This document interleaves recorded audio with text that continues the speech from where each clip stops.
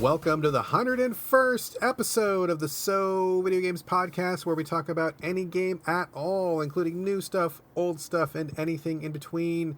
If we are playing it, we will be talking about it. Today, we are recording on October 14th, 2018.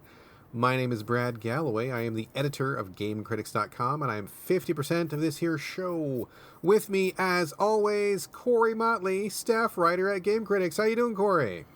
You know, we have officially fucked the show continuity because technically, if we want to be real technical, this is the 102nd episode of the show, but because we had 100 part 1 and 100 part 2, this is episode 101, but it's really the 102nd time we've sat down to record, and I'm going to think about this for the rest of my life every time we record now.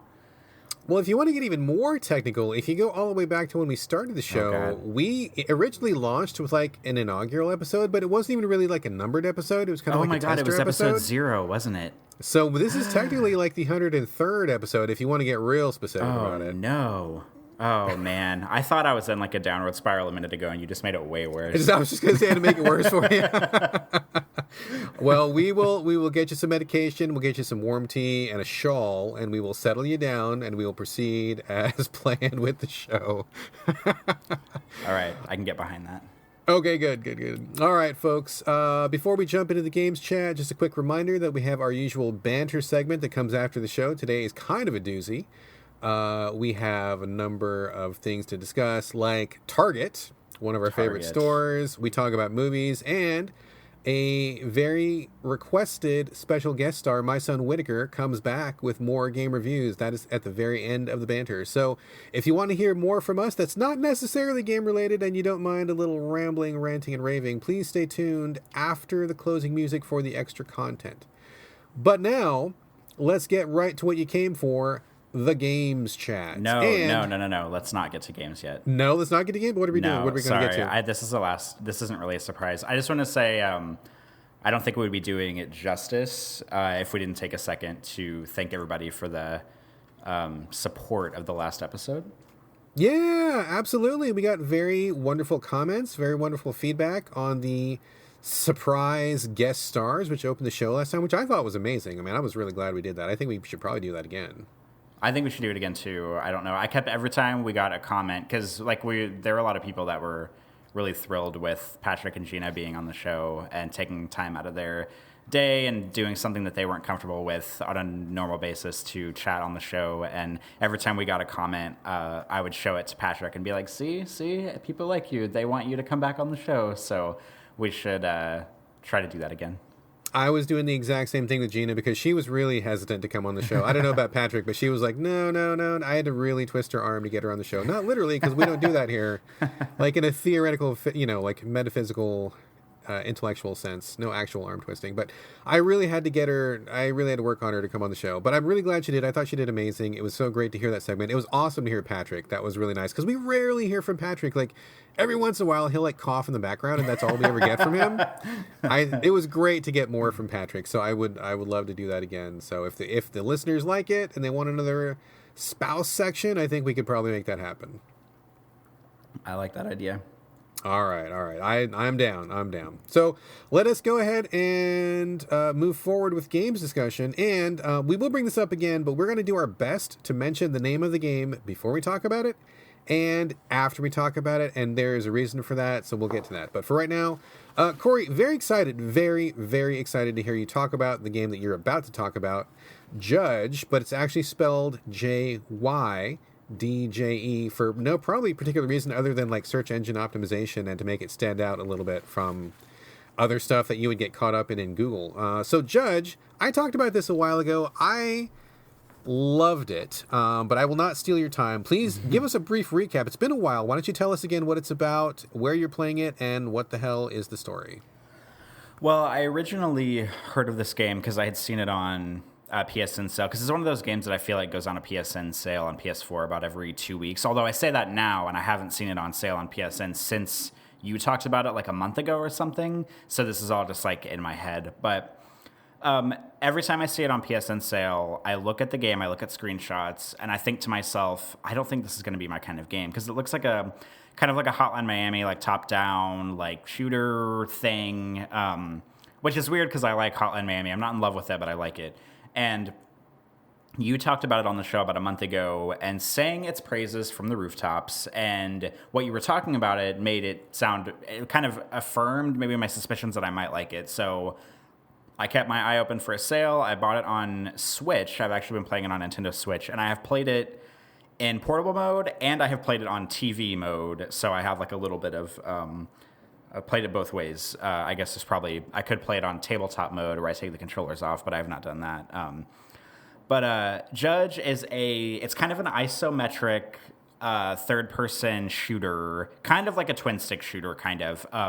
Very similar gameplay to Hotline Miami or games of that ilk, where you play... It's very short, compressed stages. I can't remember how many there are. There's like 20 or so, where you play as a guy, a judge, if you will, who has this ridiculous-looking shotgun, machine gun thing that looks like a gavel, which, you know, is in keeping with the game's theme.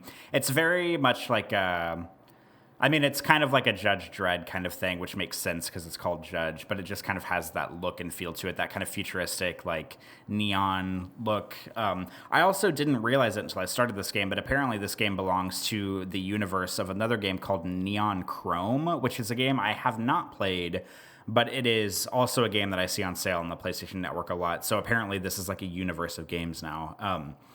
But it's a third-person, kind of a twin-stick, isometric shooter. Every level you have gives you 3 objectives to clear. You only have to clear the first one in order to exit the level, but if you clear the other 2, you can get like bonuses and more money and stuff. So usually... more often than not, an objective will be like kill all the bad guys or save the hostages or gather all the intel. And there'll be like 4 folders of intel in the area.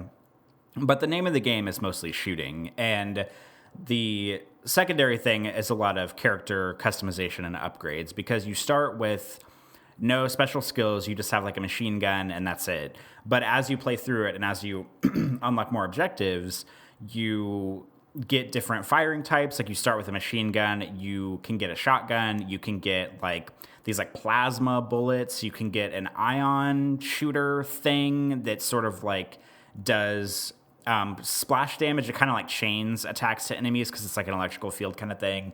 You can get like a sniper type gun that does like really heavy damage, but it doesn't shoot very quickly. Different weapons have different ranges. You can also upgrade the damage for every weapon type as you get it. You can upgrade your gun in 3 different ways beyond that. You have a sub-weapon you can use, which is like a missile launcher, or you can get a grenade or a mine. Like as you complete more objectives in the game, you unlock more of the stuff. And you can also get other upgrades for your gun. Like you can do one that lets the gun shoot faster, or you can do one where every time you reload, it shoots this like plasma beams like at 360 degrees around you, or just stuff like that, or faster reload speed or something, something of those types. And then beyond that, you have cybernetic upgrades to your body, and like little buffs that you can do where you have 4 slots and you pay for it. You start with 1 unlocked and I think you pay to unlock the other 3. And those are general buffs. Like some of them are like shields, like a regenerating shield, or one of them makes you smaller, which I haven't found the benefit of that yet. But one of them gives you like a little bot, like kind of like a drone, like sentry drone that follows you around, that shoots lasers. There's another drone that shoots machine gun ammo. It's just like little buffs like that, just little things. There's a hacking tool you can use that lets you unlock boxes in the area to get more treasure that are locked, or to hack doors. But you had said, and this is kind of the thing that drew me in, because this looks like a really hard game, but the thing that you said that whenever you were talking about it that really interested me was that the game... like you die a lot in the game, or at least I died a lot in the game. It's pretty easy to get killed. You can take some damage, but not a lot of damage, and only a handful of levels have health kits in them, or they're these little like robots that you can go up and heal at. I think once per level, but not every level has them. But the thing that I thought was fascinating that kind of drew me in that you said was certain things that you do in the levels kind of save your progress. And even if you die in a level, you still make money from it. So there are keys you can pick up in certain levels to coincide with colored doors. Like there's a red key for a red door, yellow for a yellow door, and that kind of thing. If you unlock the door, even if you die, the door remains open, which is cool. There are some levels that have like boss type characters that have names, and they have generally different weapons and like harder, more aggressive weapons and more health. And sometimes, depending on who they are, if you kill them, even if you die or even if you finish the level, they remain dead. The more times you go in, they never like regenerate. So that sort of like levity was something that got me interested, because this game could have very easily been a Hotline Miami where if you die, you start all the way over. You have no progress that you made actually stayed there, but this gives you a little bit of progress. Even if you die, you still keep your money. You still keep the unlocked doors. The boss characters are still dead. And every time you finish a level, you unlock a harder version of the level with different objectives. And there's 3 difficulty levels per level. That doesn't sound very good. But, the first one, say you go into a mission and the objectives are kill all the bad guys, save all the hostages, don't take any damage. And then the second one, the enemies will be harder. The boss characters will be in a different layout. And you'll have different objectives like, I don't know, like don't get spotted, melee only, just like weird. And some of them are a lot easier than others. Like kill all the enemies is a pretty easy one because you generally would do that anyway. Or like loot all the containers, like stuff like that. And I mean, basically that's what it is. Like you just go through all these different boards, you do the objectives, you upgrade, you can test different weapons and different cybernetic upgrade layouts to see what works best in combination for you. You can swap them out if you die between missions. The game's pretty good about if you die, getting you back into the action really quickly and offering you the opportunity to swap your upgrades or purchase new ones between missions if you die. Am I leaving anything out? How was that summary? No, I mean, this sounds really good so far. I mean, I think one of the key things that I really took away, which I was going to ask you about, was the thing that I liked. I mean, the progress being permanent was huge. I mean, that to me like really saved the game, because if that wasn't true, I'm not sure that I would have stuck with it. But by being able to like slowly work your way through a level, like even if you only kill one guy, if you kill one of the little boss characters, he's not there the next time. So you made like some progress. It makes it a little bit easier, and eventually you can really get through it. But apart from that being key, the thing that I really liked was like the flexibility of changing your loadout. So I guess I really want to ask you, in the beginning you don't have much, which is, no problem. You just have to unlock some stuff as you go. But I'm curious, what have you unlocked so far that you've really liked? Have you noticed it changing your playstyle? Have you noticed it affecting your enjoyment of the game? Like tell us about like how the flexibility of this robot or android or whatever, like all these different things that you unlock, like how is that working for you? Well, I actually have to hand it a little bit to Patrick, oddly enough, because I was playing through some levels and I was getting frustrated, and I think I like got up to just like go to the bathroom or something. And Patrick started playing it. He was like, "Hey, will this like erase any of your progress if I play it?" And I was like, "No, you can play it." And so he played it for a few minutes, and he actually ended up buying a few things that aided me greatly in the gameplay. Oh, really? Okay, yeah, let's hear about that. Well, I'm the kind of guy where if you give me a game, and I feel like every game has them these days, if you give me a game that has upgradable weapons or a skill tree or stuff like that, I tend to not buy things until I feel like I absolutely need them. Like I'm not, like in Deus Ex, for example, I'll have like 15 Praxis kits in my inventory, and I'm like, well, I don't really like need a higher jump right now, so I'm not gonna buy it, like unless I'm like dying a bunch or there's like some area where I absolutely cannot traverse. Unless I buy an upgrade, I tend to just save my points until I need them, and that kind of bit me in the ass a little bit in Judge, because I wasn't really sure what some of the upgrades would do or if they would benefit. And there are upgrades that I think are bullshit in the game that don't really do a whole lot to help you, but they're few and far between. But I took a break. Patrick was playing it, and he bought the ion gun that shoots. And I think he bought, I don't remember if he bought it or not, but he bought the cybernetic upgrade, the leech killing one, where every time you kill someone, it gives you like 10 points to your health back. So it was a really good combo because he bought the ion gun, and this is the one where it kind of shoots kind of almost like electrical orbs, and they chain damage on enemies. So if you have a big group of enemies and you shoot like one orb, it'll basically damage a bunch of enemies right there together. So I was rolling with the ion gun, and he upgraded the damage on it a bunch, so it was doing pretty good damage, and it was able to shoot big crowds at the same time, which was helpful. Because if enemies see you, they tend to chase after you, so you can just kind of like run backwards and keep shooting to the crowd, and the shots will damage everybody in the crowd. I was using that with the leech killing. I think I was using a high fire rate upgrade on my gun. I usually always take the laser drone with me because it works on its own and damages enemies. I mean, it can die. It can blow up if it takes too much damage. But it's really nice because it's basically like having kind of like a second player with you almost. Kind of like how you were talking about Risk of Rain last week. It's similar, I expect, in this game where you have a little drone and it basically just shoots enemies for you, which is always nice. I wish that there were an upgrade to let the drone like heal itself, but I don't think there is one, at least not that I've seen so far.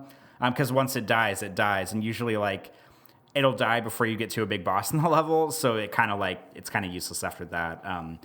So those are a few of the ones that I was rolling with pretty regularly. I like the missile launcher for the secondary weapon on the gun. Patrick bought like a big ion orb thing that kind of shoots like a giant sort of like ion circle that goes forward, and it damages a pretty big amount of enemies if they're all grouped together, which I thought was okay. I like to take the hacking tools so that I can get hack treasure chests, because those, generally the ones you hack, give you a lot more money than the ones you don't hack. Right. Well, this is interesting because what you're describing totally different than what my experience was in the game, which I think is what is really cool about this game, because I don't know that, I mean, I really don't want to undersell this, but like the options in this game is really what makes it good, because it's not just a top-down shooter, but you have so much shit. Like, you have the drones, which I thought the drones were really cool. You can have up to, I think, 3 drones with you. And if you, like, change your tactics so that you're kind of, like, protecting the drones rather than protecting yourself, you can actually use them to, like, really wreck, like, an entire level. So you can do that, which is really fun. But also, I really got into... I never used the ion weapons, not even once. So, like, hearing you talk about the ion weapons is pretty cool. I never used the life drain weapon. So, like, hearing you talk about that is also interesting and giving me some ideas. But I never use those things at all. Like, not at all. I got really into... a lot of the sniping, a lot of the sniper weapons, and a lot of the stuff that let you broke through walls. So, like, I would kind of, like, position, like, break through walls, get myself in a good spot, and just, like, snipe from, like, a million miles away, which I thought was really cool. See, I've never done that, so this is now giving me ideas on what to do. See? So then did you get the upgrade where it turns you invisible if you stand still?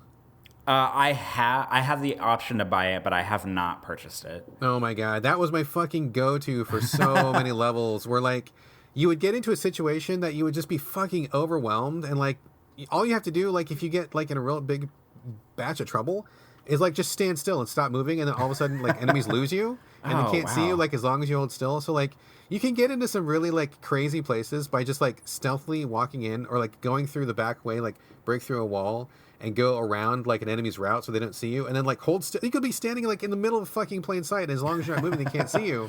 And as soon as they turn their back, you just fucking wreck shit. Like, it's amazing. Like, there's so many, like, little things. There's also one that turns you invisible where you're in shadow. So if you turn on shadow invisibility plus immobility invisibility, you're, like, you can get through, like, 75% of a level, like, nobody's seeing you at all.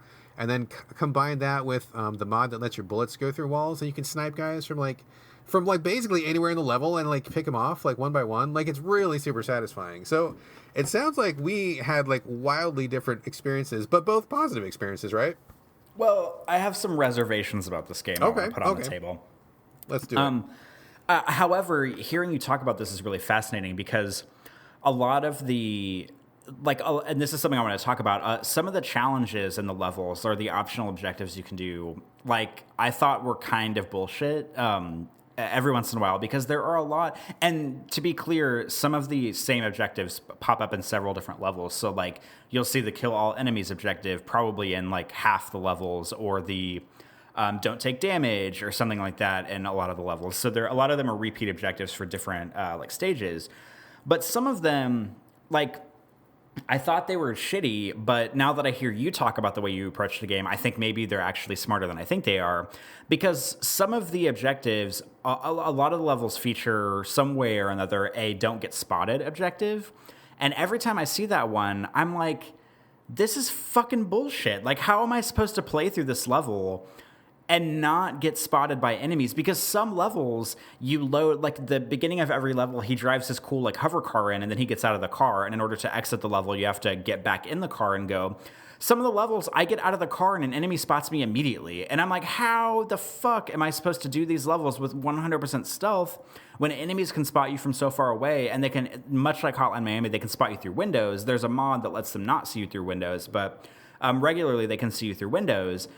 But hearing you talk about the stealth stuff, like the, no moving, invisibility, that actually makes more sense because you really have to tailor the upgrades to the objectives you want to get. Totally.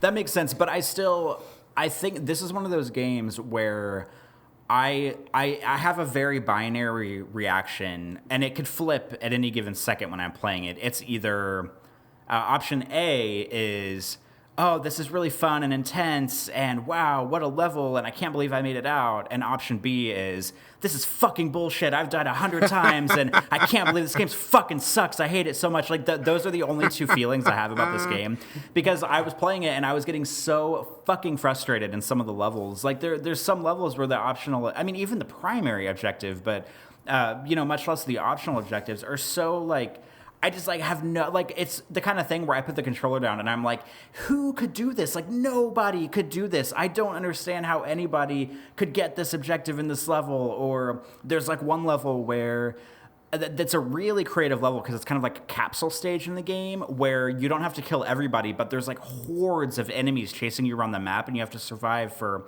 a certain amount of time.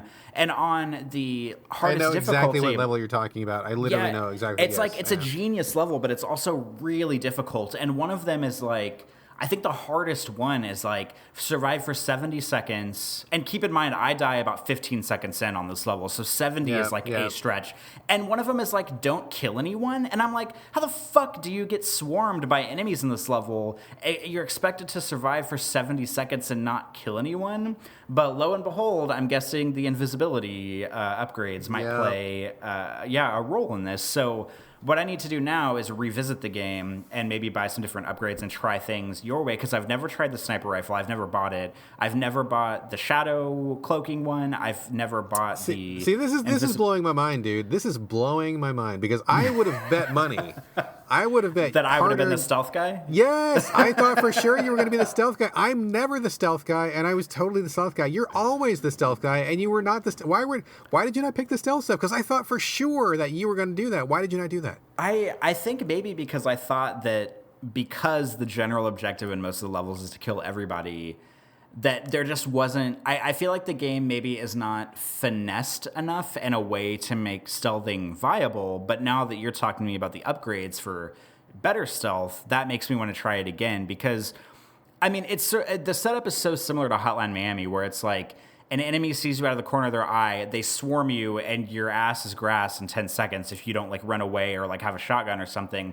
And so I just approached it thinking how would anybody do this stealthily? It's so difficult to not get spotted by enemies, or to not get spotted through a window or something like that. And especially because it's isometric, sometimes enemies can see you from off screen, but I never tried any of the stealth upgrades. So, I mean, that gives me a different way to think about it. But I guess, I don't know, I like my stealth in first person or third person over the shoulder shooters, not so much an isometric thing, because I just thought it wasn't really a great option. So I was pretty much I try to finesse it as much as I can at the start of the level, but every time I try to be stealthy, it goes tits up in about 30 seconds in the level. But now that you're talking about the stealth upgrades, it makes me want to revisit this. So I will say a few things. I will say that stealth carried me through many of the hardest parts of this game, where I felt oh my God, this is impossible, no fucking way. And then when I tried to do a stealth run, it's oh, I totally did that, no problem. It really, the stealth really works. I mean, that's really the great thing about this game is it looks you look at screenshots, you're this looks like crap. It looks like indie crap. It does. It just does. And when I looked at this game 1,000 times and never bought it. I mean, I didn't buy it until it went to $1.99 or something like that. because I just wasn't really convinced. I played their other games. I did not like their other games. I played Neon Chrome. I hated Neon Chrome. I played their zombie game. I hated the zombie game. Like, I did not like any of these guys' games, and I don't even know why I bought this one. I guess I just saw it so many times. I just felt like I should try it, and this was the one that they really made it. And like, the options and the viability is so good. Like, depending on what you do, like full out assault, full out stealth, or like, you know, run and gun, or you can be more tactical, or like, there's so many different mods and they all work in a different way. But really the thing is like, you really have to, like you kind of said earlier, change your loadout depending on what objective you want. And you change your loadout like a lot. Like, there is definitely, like, if there's like 3 objectives on a level, there's oftentimes I would have a different loadout for each objective, because like, not getting spotted, okay, I'm going full stealth. Or kill everybody in the level, okay, so I need more armor and I'm going to bring the drones for backup. Or, you know, don't hit survivors. Oh, okay, well, I need to change my gun so that the bullets don't hurt innocent people, but they hurt bad guys. And so, like, you would have to change, like, everything about it. And I mean, I really want people to really take home the fact that you can change everything about this. You can change the gun that you're using. You can change the bullets. You can change, like, the augments that you have. I mean, like, there's so much stuff in this game that is really optional and changeable. There's a lot more depth to it. And anytime you get to a level, like that level you mentioned where you have to survive and not kill anybody, I thought that level was completely fucking impossible. I couldn't even finish it the first time, let alone the third difficulty. You know, I was like, this is bullshit. But like, once you get further and you unlock more stuff, you're like, oh, wait a minute. This new unlockable that I just got, that totally makes sense. If I equip this and go back to this other level, totally did it. Totally worked. So if you get frustrated, just move on and come back after you've unlocked more stuff. But you really have to, like, change up your loadout all the time, because there's no one loadout that will carry you through the whole game. Like, there's just no way. Like, you got to be changing all the time. Yeah, I will. Man, okay, this is really fascinating, because I was sure that I was never going to play this game again. Because I beat it in probably 2 nights, because the game is not that long, but a lot of the value in it is from the replayability and from, you know, just like we've been talking about, going into different loadouts, trying to tailor a loadout for a specific objective, which is also my fault, because I went into every level thinking, I want to get all 3 objectives this time around, but really you kind of have to play it one objective at a time most of the time. Yeah, totally. Yeah. One by one. Yeah, but and once I finished it, I do think it's a good game, but I looked back on it with more frustration than I did, cherishing it, because I was frustrated so much whenever I was playing it, because a lot of levels are difficult. Sometimes there are really annoying things. Like, I was playing a level on a really hard difficulty, and it was like I think it was like literally the hardest difficulty of like the first level of the game. And the main objective is to get there's 2 hostages, I think, or 3 hostages, and you have to get them out. And sometimes the enemies will shoot the hostages if they see you first, and sometimes they won't. So I got everybody out, and I saved the first 2 hostages, and I went to get the third one. And you have to walk up to them and press a button to make them run to the car. I pressed the button to make him run to the car. He, instead of running down the hallway of the house and out the front door, he runs out the window where a landmine is waiting to blow him up when he was going back to the car. And I was so fucking pissed, because like that was like something that was really out of my hands, and I was really frustrated about it, because it took me a lot of tries to get there. And then once I was like, all right, last hostage, here we go, he runs the wrong way and gets blown up. And so once I finished it, I was like, man, I'm never going to come back to this game. But, oh my God, I'm going to play it again tonight after we stop recording. You should try it again. You should try it again. I mean, I would say definitely try the stealth route. Go as much as you can, because you really do feel like a fucking super predator. Like, once you go stealth and you're like just standing still in a hallway and watching these guys like walk right by you, and you turn around and just fucking take them out and they don't see you. Like, it's a pretty cool feeling. Like, and it feels very different than when you're loaded for assault and you're just like pouring bullets and everything. So it definitely has multiple personalities. And I think that the objectives, they're maybe not the clearest. And sometimes if you haven't unlocked certain things, it doesn't really make sense. But like, once you unlock more, you'll start to see that the objectives are really tailored to kind of get you to play a different way. Like, they don't come right out and say it. Like, they're not specific. But if you're like, God, there's no way I can do this, maybe I should change my loadout. And then, oh, this thing totally worked. And that was amazing. Like, they try to get you to do it like in a subtle way. But yeah, I would say go back, put on the shadow stealth, put on the motion stealth, get a sniper rifle, put on the thing that lets you shoot through walls, and just like play that way for a while, it's like a whole new game, dude. Like it's like a whole different experience. So give it a shot and see what you think. I mean, it may not, I didn't get 100% of everything, but I got like, I played that game a lot longer than I would have played it if it was just a normal action run and gun. I mean, I probably would have beat it once and been done, but I actually tried to get as many of those objectives as I could, and I got almost all of them.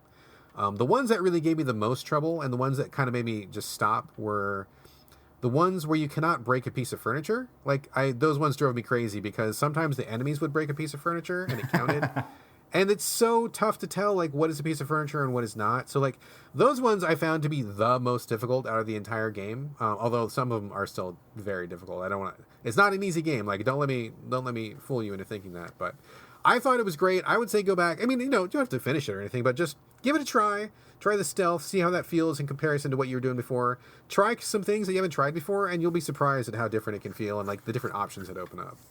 Yeah, I will definitely go back and try it again. The last thing that I just remembered while you were talking about that I wanted to comment on is something that really pissed me off whenever I first started playing it is whenever you're playing through the levels, like we've said, you have the 3 objectives the first time, then you unlock the next harder difficulty, you have 3 objectives there.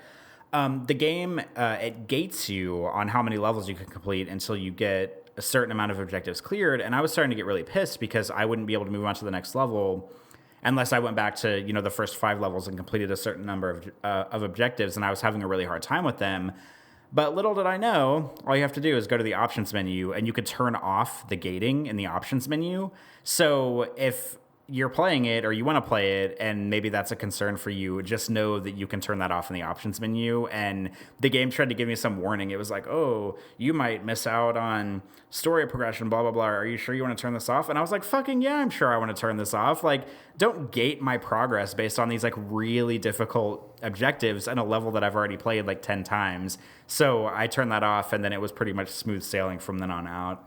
Interesting. I did not even know you could do that. But I mean, I think the counter argument to that is I think they want you to figure out those different techniques, because if you go to the higher levels, like, you're not going to know what to do, or you may not even have the gear that makes it possible, because if they gate it by saying you need to complete these number of objectives, that guarantees that you will have a certain number of unlocked points, which gives you the gear, because some of those levels are just flat out impossible if you do not have the right gear. So it kind of makes sense that they would gate it that way. But at the same time, I can totally understand being frustrated and just wanting to move on a little bit. So cool, they give you the option though. That's a pretty rare option. I don't think I've ever seen that in any other game. Yeah, I was really happy to see it. And I mean, it's kind of like a counter argument to that. Because I totally get that, where, they want you to go and buy things and maybe test new ways to play it before moving on. But the other thing, the thing against that bothers me is sometimes you buy stuff and it ends up not being very good, and then you wasted the money on it. So it's like hard to know what upgrades will really pay off and which ones will be kind of bullshit. Because we're gonna talk about this in just a few minutes. We are totally gonna talk about this. Because like Because, like, for example, like the sniping thing, like, I would never have bought the snipe gun upgrade, because I thought, like, I'm sitting here thinking, like, okay, this is kind of like a run and gun game. This isn't like a smooth, tactical, kind of game. Like, at least it wasn't to me. And so I wasn't going to spend my money on it. And some stuff that I did spend money on, like there's an upgrade, like I said earlier, that just makes your character shorter. And I still haven't found out what the benefit of that is. Like, I don't know if he takes less damage or if he gets shot less, or there's something in the description about him being able to fit into smaller places. So I don't know if there's like holes in the walls in some levels that he can go through if he's smaller. But like, I spent money on that upgrade and I used it for a couple levels, and I was like, I see literally no benefit to this, and I spent my money on it. So I would rather not be gated and be able to progress through all the levels, rather than have the game sort of like punch me down and say, no, you have to spend money and experiment with these upgrades, even if the upgrades that I buy I think look promising and then end up being bullshit. I totally see the value of that, for sure. And I mean, I'm always in favor of, if there are points to be spent and there are a limit of them, or at least you need to earn them some way, and if it's possible to stop earning them because you can't play anymore, I am always a fan of let me get those points back. And I don't know if it's possible in Judge if you can refund points or not. I don't recall if you can or not, but If there's ever a system like that, I think the best thing to do is let you get your points back. And I will actually talk about this exact issue later on in the podcast when I get to my other game that we're talking about, because that became a real problem for me. So I do not disagree with you. I think that if there's stuff to be bought, upgrades, stats to be unlocked or anything like that, you should definitely get at least a respec or a points refund or something, because if you fuck it up and you don't know what's good and you put yourself into a corner, it can make the whole game just really negative and really difficult. So I definitely agree, for sure. All right, we're going to move on in a second. Any final thoughts on your wrap up on Judge? I think that's it. I will revisit it and then maybe bring it back up later, but we'll see. All right, sounds good. Moving on, it'll be my first game, which is called The Missing, Jydge, Macfield, and the Island of Memories. A little bit of a cumbersome title, but this is the newest from Swery65, who was the mad genius behind Deadly Premonition, which was one of my favorite games the year it came out. And he is a well-known kind of auteur who is real kooky, real offbeat, does a lot of strange decisions, real quirky kind of design. Are you familiar with his work at all, Corey? Have you played any of his games? I played about an hour of Deadly Premonition. I played a little bit of... he did the... Correct me if I'm wrong. He did the Travis Touchdown? No, that was Suda that's the 51. other guy. Suda. Yeah, never mind. I did play... what was the free-to-play one that you loved? Oh, Let It Die? Yeah, Let It Die. I played that a little bit, and we did talk that was about that Suda on the 51 show. also. Oh, damn it. Oh, my God. You're getting your Japanese people with numbers at the end of their names mixed up, because Suda 51 and Swery 65 are two different dudes. I mean, I also played Metal Gear Solid. He did that game too, right? Oh my gosh. No, did not. Okay, then I guess Deadly Premonition is the only one I've played, and I only played it for like an hour, so okay, not a good track record for me. Damn. I'm really getting my developers mixed up here. No problem. He's pretty niche. He did Deadly Premonition is the biggest one. He also did D4, which was on the Xbox One. He also did Spy Fiction, which was on the PS2. He worked on Extermination, which was on the PS2. He worked on a few other like really small things here and there. So he doesn't have a huge output, but the stuff that he makes is generally pretty memorable.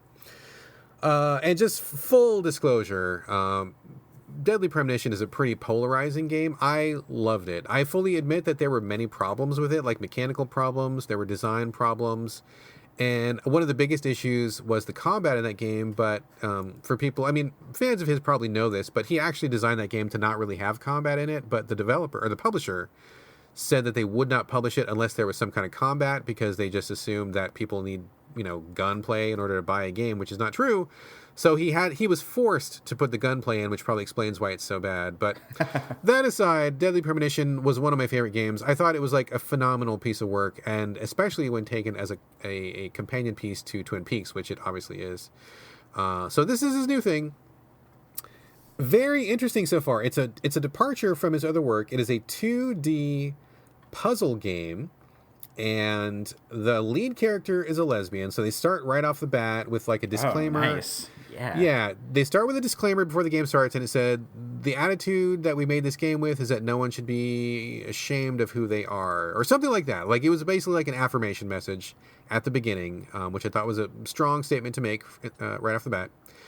Lead character is a lesbian who's on a date with her girlfriend. They're camping, and then the girlfriend disappears, and then things get really fucking kooky and weird, which is not a surprise considering this developer. Swery is a very unusual, very offbeat, very...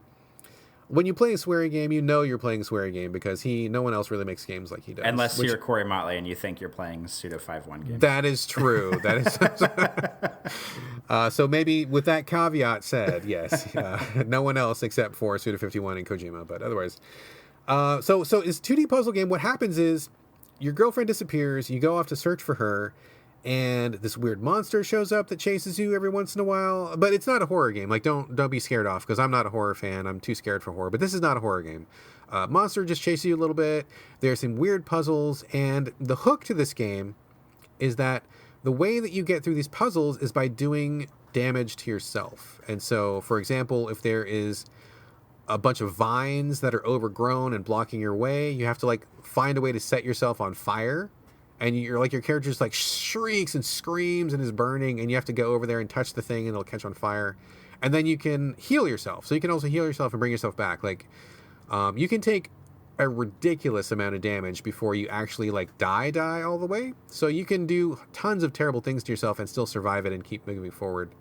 Very often you'll have to like find something sharp and like cut one of your arms off, and like blood will spurt and she'll like be, you know, like in agony, obviously, but then you pick up the arm and throw it at something because you need to knock something down. Or she'll also, there are these weird levels where like you have to kind of navigate the ceiling. What happens if you give yourself a concussion? It kind of like breaks her neck and her skull gets fractured and she gets real dizzy, and then it turns the whole world upside down. And so she kind of walks on the ceiling when she's in that state. And when you heal yourself, her equilibrium is restored and she falls back down to the ground and can progress. In certain circumstances, you'll have to actually like dismember yourself so badly that all you're left with is a head, and the head can kind of roll into really small spaces, and like the hair kind of like drags behind it, and it's really gross and just kind of really disturbing and weird.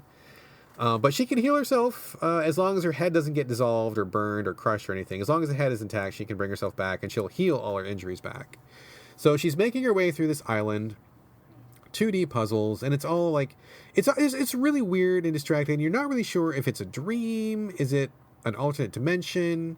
Your friend is missing, but then she shows up, but then she's missing again. And it's like, is she trying to stay away from you? Is she not? Like, there's a lot of stuff going on, and Swery has promised that even though it seems really strange and weird at the beginning, he's like, this totally comes together at the end. And I've talked to people who have finished it, and they say that, yes, it actually does all come together. It all makes sense, and it all there's a purpose to it all, which I believe, because I know that people thought Swery was off his rocker when he made Deadly Premonition, but when I finished it, I thought that game had one of like the most amazing, touching, like most memorable endings of like any game that I've played. Like that ending sticks with me like so hard and so strong.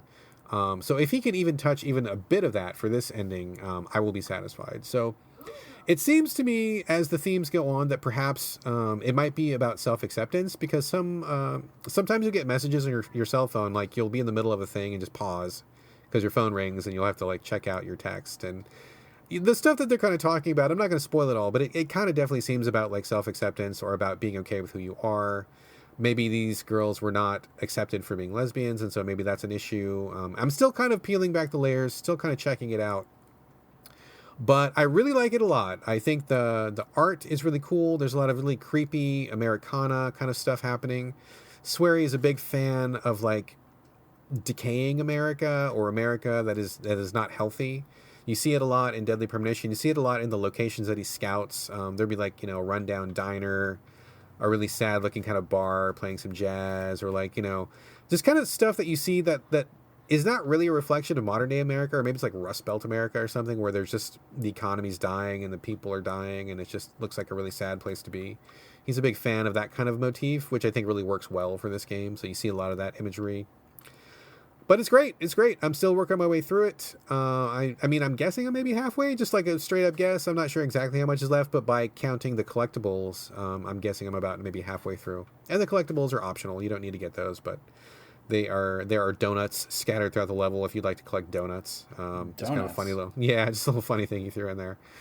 But so far it's really good. I don't have a lot more to say because I don't know how the story turns out, and I don't want to give too much away. And if I discuss any more, I mean, half the fun of this game is just discovering how this puzzle works and what you need to do to yourself to get through this puzzle, and what the main themes are. So I'm going to leave it there for now, but I got to say, I really do like it a lot. I think this is his strongest work since Deadly Premonition. He's had a couple other ones that are not quite as strong, but this one seems to have all the pieces in place. And if you were a fan of not how Deadly Premonition played, but if you're a fan of the themes, of the tone, of the idea, of the mood of that game, I think a lot of that is reflected here, and I think that's really cool. I don't think a lot of people are doing that. So I'm a fan of his for sure, and I like this game a lot so far. I'm very curious to see where it goes, but that's all I want to say for now. Corey, thoughts, feelings, feedback? What system are you playing it on, and do you know what systems it's available on? It is, so I am playing it on the Xbox One. That was the system that had the codes available first. I believe it's going to be PC, Xbox One are available now. PS4 is coming if it's not already out, and Switch will be last. So it'll be eventually be on all the systems. I did get an email from PR saying that there was some kind of problem with the publishing process for PS4 and Switch. So they may not be out by the time you hear this, but they are coming very, very soon. And it's already out on Xbox One and PC. This sounds like a good Switch title. Would I be wrong in assuming that? I think that it would be fine. I gotta say, I do love the Switch, but some games just don't translate well to the small screen. This one is not really super graphical intense, and so it's probably okay, but I cannot vouch for that. And I gotta say, on the PS4, I feel like it's a good size. I don't know if it would size down, but maybe give it a shot. I don't know. Also, I apologize because we said we were going to name games before and after discussing them. I don't know that we ever said Judge after we finished the Judge segment. So the first game that we just talked about before this was Judge, Jydje. And this one that we're talking about now is The Missing, J.J. Macfield and the Island of Memories. So there we go. I'm going to really try my best to remember to say those names. Any other comments, or should we move on, Corey? I think this game sounds interesting. I'll keep an eye out for it. Maybe on Switch. I don't know. I pretend like I'm one of those guys who will only play games on Switch now, which is really far from the truth. I don't know. It sounds interesting, though. I'll keep an eye out for it. I'll keep you posted. Let me see how this story plays out. And, I think that's probably going to have a lot to do with it, too, because I think the puzzles are really cool. And I like them a lot, but I think a lot's going to really depend on how the other themes come together. So let me finish it up, and I'll give you a final wrap-up. Maybe we'll talk about it in the show, maybe not, but if nothing else, we'll circle back, and we'll see how this goes. But let's move on. So once again, that was Missing, J.J. Macfield, The Island of Memories. Moving on, Corey, you've been playing... Okay, I gotta admit, I'm a little bit lost. Shadow of the Tomb Raider. Now, I know this is one of the newer ones, and there are 3... new ones, which is like the reboot of the series. So which one is Shadow? Is that the first newest one, second newest one, or third newest one? Which one is this one? Shadow is the newest one. The first reboot by Crystal Dynamics was just called Tomb Raider. Then there was Rise of the Tomb Raider, which came out a couple years later. And now we have Shadow of the Tomb Raider. So this is actually the second Crystal Dynamics reboot, which is weird, and it's getting really hard to keep track of these. So this is the absolute newest one, period, right? Yes, and it's only been out for a month or so it's pretty fresh. Okay, great. Thank you for clarifying that, because honestly, I was fucking lost. I cannot keep them apart. So Shadow of the Tomb Raider, what system are you playing it on, and tell us all about it. It is, I think it's on Xbox One and PS4. I don't know if it's on PC. I'm playing it on PS4. I got it from GameFly. I had reported several episodes ago, a long time ago, that I probably wouldn't play this because I kind of feel like I had my fill of Tomb Raider, because I thought the Tomb Raider reboot was fine. I didn't love it. I didn't hate it. I thought it was okay. Rise of the Tomb Raider, I did not like a whole lot. I played the whole thing, didn't really feel any different from the first Tomb Raider, which I thought was just okay. So, if you give me a meal and it's just okay, and then you give me the same meal again, it's gonna be less okay. But the fascinating thing about Shadow of the Tomb Raider, which is the newest one, is Crystal Dynamics took a little bit of a back seat on developing this one, and Eidos Montreal, the famed developers of Deus Ex Human Revolution, Deus Ex Mankind Divided, and Thief, which kind of came and went with no fanfare, they are the primary developers on this, because Eidos Montreal had worked on multiplayer components for the last two, but not the actual big time game campaign situation. Now the tables have turned. Crystal Dynamics, I think, was still developing it in some capacity because their name is on it, but Eidos Montreal took the lead on this. And to be clear, I think Eidos Montreal has two teams. They have the Deus Ex team, who I think is working on an Avengers game right now, because they signed a big thing with Marvel years ago and have been developing some Avengers game in top secrecy. I think that's the Deus Ex team. And then they have the Thief team, which is maybe their B team. And I'm pretty sure the people that are not working on the Deus Ex team worked on this. And I really lost all interest in this game until I heard that Eidos Montreal was taking the lead on it, because obviously if you've met me in any capacity, you know that Deus Ex Human Revolution is one of my favorite games of all time. Is that true? I never heard you mention that before. True. Is that a thing? I know. 101 episodes in, and I finally feel safe talking about it with you, Brad. But it's one of my favorite games of all time. Deus Ex Mankind Divided, I love it. It's not as good as Human Revolution, but I think it's a really good game too. So I was really interested to see what Eidos Montreal would do with this game, because obviously I wasn't expecting them to turn Tomb Raider into like, a cybernetic future robot android enhancement game. I didn't think they were going to do anything like that to it, but I was just interested to see what they would do with it, because I think whenever you hand a seasoned franchise to a new developer, I always think that's fascinating. I kind of wish that would happen more in video games, but it doesn't. But for legal reasons, I'm sure, and copyright and all that stuff. But I've played it for about 4 hours maybe. So I've bitten a sizable chunk out of it. I'm not just doing 30-minute first impressions, but I've come to the conclusion that Eidos Montreal have done absolutely nothing to change the formula of this game, which is incredibly disappointing to me, because it feels exactly like Rise of the Tomb Raider, which felt exactly like the Tomb Raider reboot.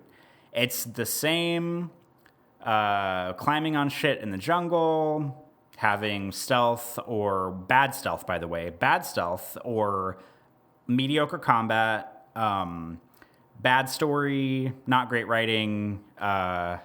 It's just I was incredibly disappointed after about an hour, when I was like, okay, so Crystal Dynamics handed this franchise to Eidos Montreal to develop, and they literally did nothing to change what the game is. Obviously, like I said, I wasn't expecting them to do a lot. I didn't expect it to be, Lara Croft on Mars or something, although that would be infinitely more interesting than what's going on here. But it's just boring. The story, I don't even understand what the fuck's going on in the story, to be completely honest with you. The beginning chapter, you play as Lara Croft. Obviously, she's on some mission in some jungle somewhere, in some tomb. Obviously, it's Tomb Raider. She finds this old dagger thing in this tomb, that after solving this puzzle that's on this pedestal thing, there are enemy forces that are closing in, so she decides to steal the dagger and run away with it. But the dagger has ties to some supernatural calamity. So when she takes the dagger, all of a sudden, she sets into motion this I don't know, all these storms and shit, flooding and fires, and apparently the world's gonna blow up because she stole this dagger out of his tomb or something. The story is really far-fetched. I mean, I wasn't coming to this expecting some heartwarming tale or anything, but it's just the story, I don't know what's going on. So she's trying, the dagger gets stolen by somebody because they couldn't make a game that wasn't influenced by Uncharted, where you're the good guy, quote unquote, you steal a thing that you're not supposed to be stealing, and then the bad guy gets it, and then you have to chase the bad guy to get it back. It's basically what the story is here. I just don't think I'm gonna keep playing this game, because the combat's not great. The traversal is okay, but it doesn't feel any different than the other ones. You're climbing on stuff. You have your pickaxes to climb walls. You're jumping, you're running, you're balancing on things. You're sometimes shooting at dudes. You're sometimes shooting at dudes with the bow and arrow. Sometimes you're stealth killing people. The game, for some reason, there's a lot of underwater stuff in it, which is okay, but it's not great. The game has this weird, fetish, I'm not afraid to call it, with having Laura be caked in mud. And so there's a lot of situations where she'll slide down this hill, and then all of a sudden her character model's covered in mud, which on one hand is kind of cool because it's very Predator-y, but it happens so often that it loses its interesting value. And there's actually a mechanic built into the game where if you are in sort of a mudslidey, dirty area and you're on top of a mud puddle, you can press a button to make her cover herself in mud in order to look stealthier, to blend in more with the environment, which is kind of cool. It's kind of like a Metal Gear Solid 3 type thing. but it's only happened once, I think, in one spot in the 4 or so hours that I played it. This game, disappointment is the only word I can say. Like, if you liked the Tomb Raider and Rise of the Tomb Raider, this is just more of it. If you liked it, I'm sure it's going to be up your alley. It just doesn't do anything new. It doesn't do anything innovative. It doesn't change the formula at all about what's going on. I don't really like the story because it's just, we stole something, now the world's going to end, let's go steal it back kind of thing. She has a sidekick named Jonah who's been in all 3 games, and I think he's a really annoying character, and I don't know why they keep bringing him back, because he made some character decisions in Rise of the Tomb Raider that I wish they would have killed him off for, but they didn't. I'm just not feeling super good about this game. I just think it's really copy-pasted of the old ones, and I'm not really a fan. Well, it's sad to hear that, but I can't say that I'm surprised. I don't want to say that I'm like a Tomb Raider fan, although I have played like most of the games, and I did really enjoy them in their various incarnations over the years. I mean, I played the OG Tomb Raiders, and I thought the first 1 or 2 were okay, and then they went off the rails. I liked it when they did the first Crystal Dynamics reboot, not the one you're talking about, but the one before that. I thought the first, again, like, it's like a pattern. Like, the first 1 or 2 were okay, and then they went off the rails. Then they did this reboot now. There's probably a couple other reboots in there somewhere that I'm forgetting, but the one that you're talking about, the current reboot season of 1, 2, and 3, I played the first one, and I just didn't care for it because I felt like it was stealing too much from Uncharted. I felt like they got away from the tombs, they got away from the puzzles. It became about just like way too much combat and not enough of anything else. And that was also the one where they really made a big deal about, you're going to see Laura, how she goes from being an innocent girl to being the Tomb Raider that you all know and love, and she's going to go on this emotional journey. And it was like, okay, yeah, she was scared for 5 minutes. she did like 3 headshots, and then all of a sudden she's like a murder machine. Like, that's not much of a journey. That's not much of growth. That's not much of anything. I thought they really blew that way out of proportion, what they said in comparison to what they did. I didn't even finish that game. I kind of was thinking about going back to it, the first one, just to finish it out and just to see if I really would change my feelings about it. But that was also the one where they had like this torture porn fetish about like impaling Laura with like steel rods and having her break her arm and getting a staph infection on her eye and all this shit. Like, every 5 seconds they would have this like weird cutscene of her being like brutalized, and I felt like it was just over the top. Like, it was too much, like to the point where it became like really distasteful for me. So I stopped. So I may come back to it. I did not spend any time with the second one because everybody said, "Oh, it's just more of the same." And now here's the third one, and you're saying like it's even more of the same and even less than the last ones. I mean, I guess that's Tomb Raider's like fate. Like, it's doomed to repeat itself for all eternity, where they reboot it every 5 or 10 years. The first game is okay, and then they just get worse, and then they have to reboot it again. So this sounds like absolutely nothing to recommend it.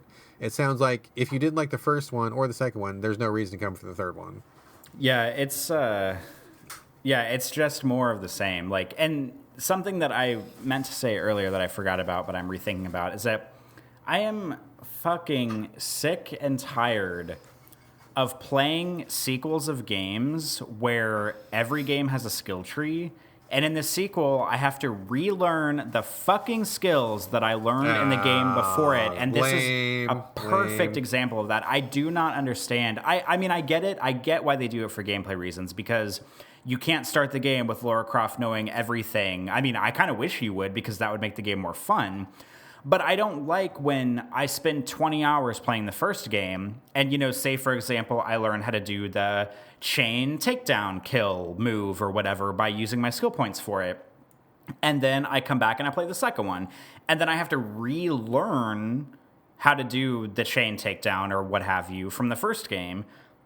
And then I play the third one and I have to relearn and use skill points to do the chain takedown thing. Like, I don't get it. Considering this whole trilogy, if you will, is supposed to be about her. I mean, the first game was supposed to be about, like you said, it was supposed to be about her going from this like doe-eyed explorer to, this like badass explorer who can take on the world and do anything. And like, I'm all for that character arc, even though I think they really botched it in the first game, like you said, because she went from innocent explorer to murder machine in about 30 seconds.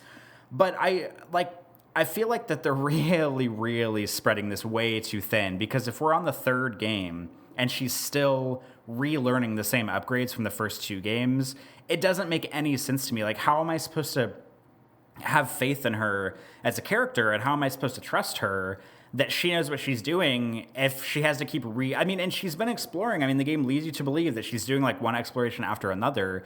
So why is she forgetting these skills? Like, I get it from a gameplay perspective, but it's so annoying to me. It would be one thing if they just added more skills for you to learn in the second and third games and you kept the ones before it.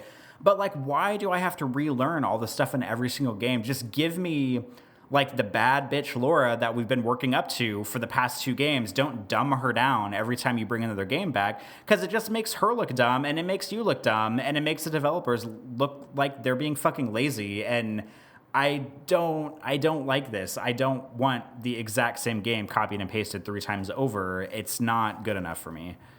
Well, a way to get around that would be at the beginning of each new Lara Croft game, have her be, show her on a beach, drinking Mai Tais, got some sunglasses on, and she gets up and she's like, oh man, I'm so rusty. I haven't been tomb raiding for a while. I feel like I've forgotten it all. I should get back in shape. And then, boom, start at the bottom of the skill tree all over again. Narrative justification. I mean, that would do more to justify her diminishing skill set in every game than they do at all. Because, I mean, even in like Deus Ex Mankind Divided, it's the same thing. You have all these cool skills from Human Revolution. You get to Mankind Divided and it dumbs you back down. But they give you, at least they attempt to give you a reason in that game. He goes to a doctor, like a cybernetics doctor, and he accidentally hard resets Adam Jensen's body, which I'm not saying is a great story beat at all, but at least it's like a reason for him to have to buy some of the same upgrades again. And Tomb Raider, they give you no reason. It's like, oh, she was exploring her ass off in the game before it, and then the next one just picks up where it leaves off, but for some reason she doesn't have any of the skills that she worked so hard in the past 2 games to build up. And honestly, if they did the freaking beach Mai Tai thing, and if she said, if the game started and she was like, oh, I've taken a few years off from exploring, I've been, doing a lot of research or something, and I haven't really been hitting the gym or using my ridiculous mansion obstacle course that I have with my butler, that would at least be a reason. But the game doesn't give you any reason. It just says, here she is doing her thing. By the way, she forgot everything she learned in the last 2 games. I hate to say it, but it just sounds like business as usual for Tomb Raider. I don't think they really rebooted it properly the first time, and it seems like they've just kind of gone on this track. And I guess if you want more of this, then here is more. But otherwise, stay away, basically. And it sounds like you're going to bail, right? Yeah, I don't think I'm going to finish it. I was playing it last night, and one thing I do slightly appreciate about it is that there is less murder in this one. There's still killing dudes, but it's not like Uncharted levels of, every time you get to a new area, you have to kill 50 guys before you can move on. But I'm not saying that her murdering people would make the game better, but I am becoming increasingly bored with how much just running and climbing there is in this game, because I don't want it to be Lara Croft mass murder, simulator 2018. But so let me ask you this then: is it the Uncharted style of running and climbing, where basically there's only a couple paths and you just kind of push a button and go, or is it old school Tomb Raider, where actually navigating the level was kind of the puzzle in itself? Is it the brainless kind of climbing, or is it do you feel like you're figuring out the geometry of a level and making your way through? It seems to be, to me at least, the brainless climbing. The Uncharted style climbing. Yeah, Uncharted style, you're jumping from one ledge to another. Every third ledge you grab brakes, of course, so you have to regain her. Yeah. And this is one thing that I think it was Tomb Raider Underworld, if I'm not mistaken, that came out in 2008, which was very much an underdog game that I don't think anybody really played. And maybe I've talked about it on the show before, but Tomb Raider Underworld was really special because in almost every level of that game, it basically just drops Lara Croft into this like gigantic mechanism puzzle of a level, and you just have to figure out like how the fuck to solve the level and explore the tomb and do what it is. It wasn't some big story-based adventure, and I really cherished that about Tomb Raider Underworld, because every level was just kind of like a giant tomb puzzle, and they did have some, you know, story-specific levels sprinkled throughout, but I don't like this Uncharted style. I don't like how Uncharted got so big, and then Tomb Raider is chasing Uncharted, and then Uncharted is chasing Tomb Raider, and then you have these two series that are just repeating themselves over and over and over again and not really adding anything new. And that's exactly what's happening here with Tomb Raider. And I'm just bored. I'm really bored playing it, and I don't see myself finishing it.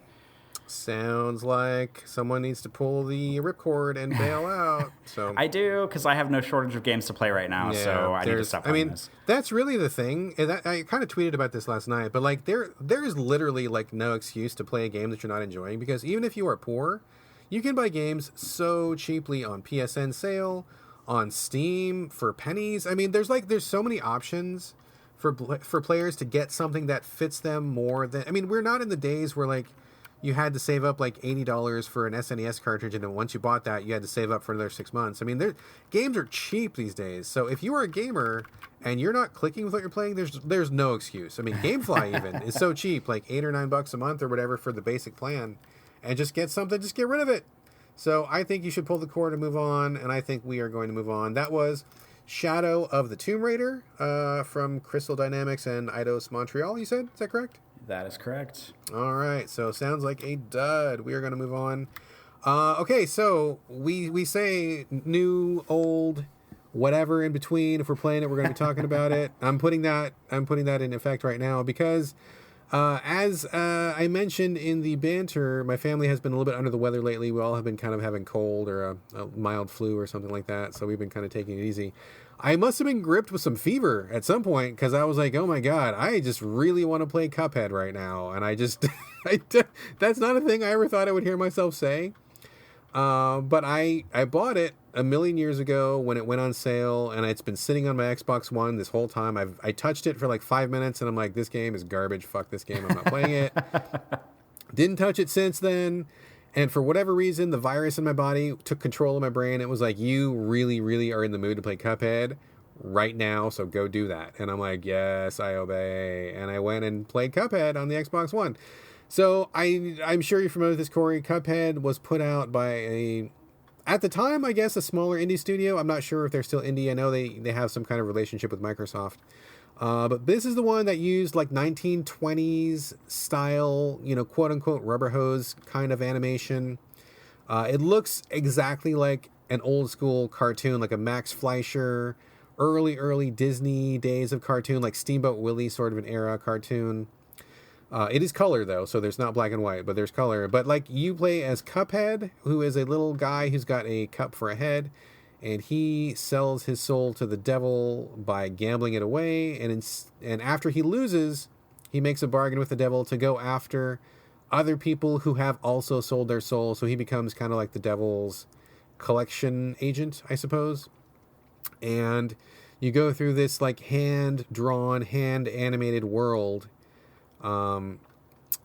It's split between a few levels which are called the quote-unquote the run and gun levels, where they're kind of like side-scrolling platformy levels. They're pretty brief. And then the other levels are just boss rush levels, And the majority of the game is simply a bunch of boss rushes where you pick a boss, you fight the boss. There's no level or anything. You just go straight into the boss battle and fight the boss.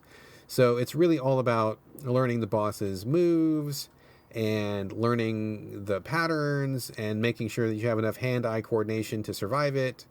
Cuphead's main weapon is that he points his finger and it shoots a bullet for some reason. I don't know how that relates to him having a cup for a head. I mean, I don't know why they did that. Maybe he looked weird holding a gun, or I don't know what, but he literally just makes, like, he points a finger, and I mean, all that's missing is him going pew, pew, pew, because he doesn't make that sound, but that's basically what he does.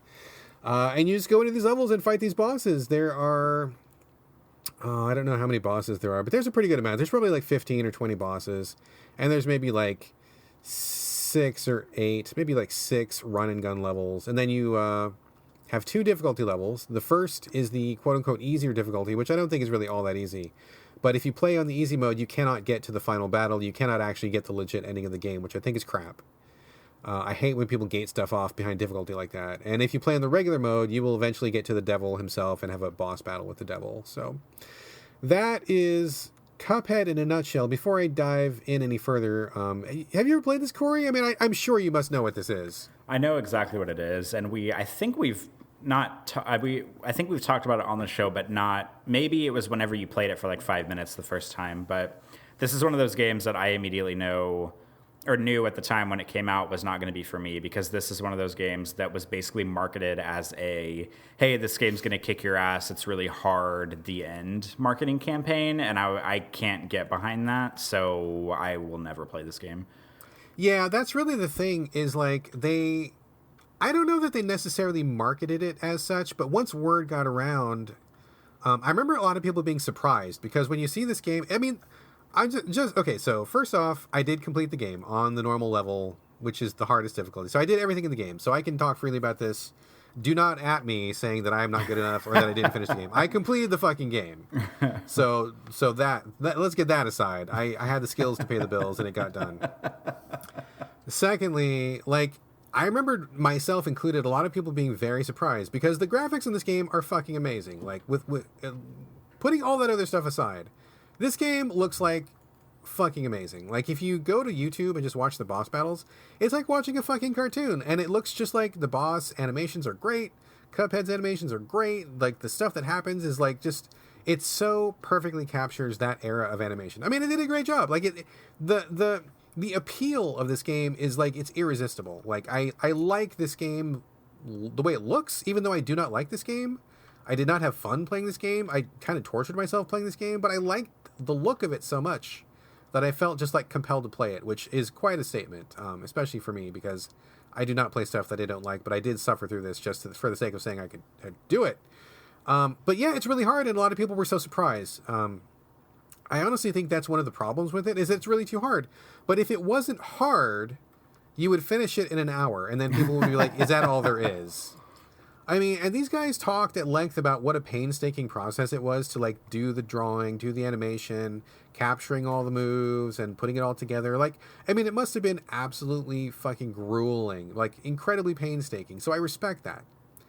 But, I mean, the simple fact is, like I just said, if it wasn't as hard as it is, you would finish it in an hour, and then people would bitch and moan that that's all there was. So I don't know what the answer was. I mean, in my mind, I would rather see other types of levels rather than just the boss battles and just make more of it. But considering how hard it was to make and how much effort it took, it probably would have driven those guys insane. I think they were on the verge of bankruptcy when the game came out because it had taken so long and they had poured so much into it. Like, I don't think they could have done anymore, even if they wanted to. So there's a lot of stuff surrounding this game other than just the fact that it's too hard.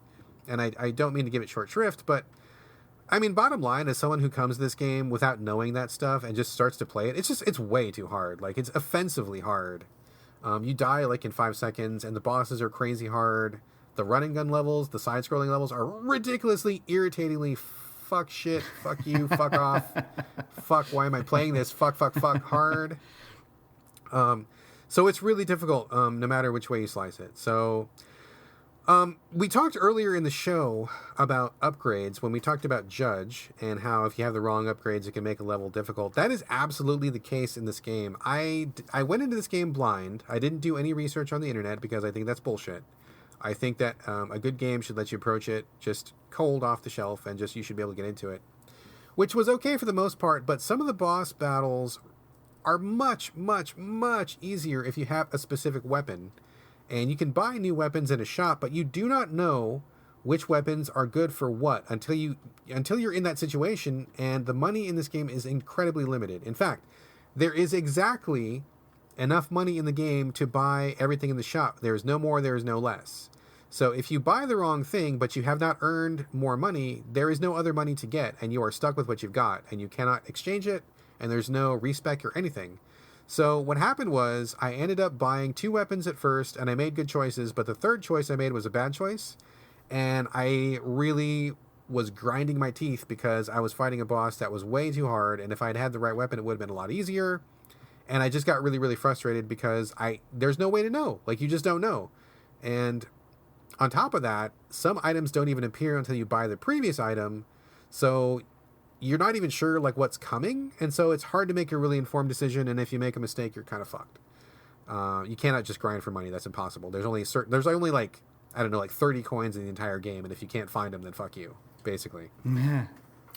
The other thing that makes it really hard is that the bosses have a degree of randomness to them. So, like, they do certain attacks. You can recognize the attacks. Like, when a boss raises his left arm, that means he's going to strike left. If the boss raises his right arm, he's going to strike right. Like, you can learn those things and it's fine. But they also change the order in which things come. And for a boss game in which you have to recognize the patterns and get really good at practicing, it did kind of fuck me up for a while. Because you would have to learn, like, every single tell. You'd have to remember which move signaled what. And sometimes you would be like, oh, he always does 3 bullets after he punches, and he does that every single time. But then, like, on the 4th time that he'll do it, it'll be like he'll change the pattern again. And so, like, you're ready to do one thing and dodge a certain way, and then he does a different move, and then it fucks up your pattern. Then you're like, oh wait, I don't know what he's doing now, what's going on? And you just have to try and die and try and die and try and die. I mean, on these bosses, they're not all as hard as they look, but some of them were definitely much harder than others. I mean, I think it was not unheard of for me to die probably like 50 times on a boss and just keep trying over and over and over and over and over until you finally would figure it out. It's not real fun. Like, it just wasn't fun. Like, I know people tell me, and these are usually like the hardcore Dark Souls kind of dudes who get off on the difficulty, who are like, oh, you just need to learn the pattern and you just need to get good, and that's the whole point of the game, is getting good. But it's like, to me, it was like, is the point of the game to get good? Because if that was really the point of the game, you could practice on different difficulty levels. You could give people more options. You could let them approach it the way they wanted to and practice. Or is the point of it to clear an arbitrary skill bar that you have set? Meaning you need to have a certain degree of high eye-hand coordination. You have to have certain reflexes. You have to be fast enough. And to me, the game felt like it was kind of like a dick measuring contest, where if your dick was big enough, you could play this and get over it. And I did. But I don't think that it's good design. I don't think it's accessible. I don't think it's approachable. And honestly, if there was an easy mode, I would have put it on the easy mode, because I would much rather take in the amazing animation and graphics and just have a good time playing it, rather than like grinding my fucking teeth playing this game. And my wife Gina thought it was fucking insane for playing this game. Every day she'd be like, why the fuck are you playing this? All you're doing is swearing and getting mad. And I'm like, I know, right? Like, this game is terrible. But I just feel compelled to play it, and I don't know why. So it's not a fun game. I do not think this is a fun game. I don't think it's a well-made game. I think the graphics, everything in this game hinges on the graphics. And if you like the graphics, then that is your reason to play it. And I did like the graphics, and I did play it because of that. But I did not have a good time. I don't think it's well-made in terms of like the mechanics, because it's full of cheap deaths. It's full of just really, really high skill bars that you have to get over. And there's nothing really to do other than just get good, which I think is a really shitty thing to do. So not a fan. I don't think it's very well made at all. Also, I will say that this is a game which forced me to bring back a technique which I have not used in decades, which is I got a hairband that my wife had for her long hair, which is essentially a rubber band covered in cloth. And I got that on my Xbox One, and I wrapped it around my controller to hold down the fire button continuously 100% of the time, because there's no reason to ever not shoot. And so I just had this rubber band on my controller, and everywhere I go, Cuphead was firing all the time, because that's what you had to do. My finger was getting too fucking tired. So I had this rubber band, wrapped it around my controller, and I played the entire game like that, with Cuphead firing all the time. Which, again, to me is like not really a great design, because there's no real variation. There's no reason to not be firing. So it kind of shows like a lack of variation in the gameplay and a lack of pacing. So yeah, not a fan. I just don't like Cuphead. I mean, it's like, I like the character of Cuphead. I think he's super cute. He's very likable, very appealing. The animation is godly, like fucking amazing animation. Like, it looks like $1 million. But the actual game itself, if this game did not look the way that it did, nobody on earth would have given 2 shits about this game. It would have been forgotten in 2 seconds. People would have just told it to fuck off and moved on. Like, the graphics absolutely saved this game from disaster. So I know that the guys who made this game almost went insane, almost went bankrupt. You know, I don't know if they got divorced or whatever, but like, it was causing like major life trauma. And I know that they ended up selling like 1 million copies. So, I mean, I'm glad for their success. I'm glad. Hopefully that pulled them back from the edge. Hopefully they're doing okay now. But this is not a good game. And if the graphics weren't what they were, it would have been forgotten in an instant, and those guys would have just like been bankrupt. So Overall, do not recommend it. Did not enjoy it. I don't want to say it was hate play, but it was kind of a hate play. And yeah, I guess I'm glad I did it, but I would never play it again. So there you go, Cuphead. Yeah, I don't know. Any thoughts, Corey? You think I'm crazy now for playing it? What's your opinion? I don't think you're crazy for playing it, but I would be able to live my life perfectly well if I never heard anything about this game ever again. So Yeah. I mean, I just really liked the way it looked, and I mean, I was sick. I was feverish, not thinking straight, and I just whatever. I just ended up doing it. So anyway, that was Cuphead. I'm glad I got through it, and I'm certainly glad I finished it. And I did the whole thing, and I can speak with authority that I just don't think that's a very good game. So anyway, that's all the games we have to talk about. We do have some listener comments to move on to before we wrap up the show. Are you ready to transition into listener comments? I am ready. All right, cool. Quickly, first, just we got a couple comments from people.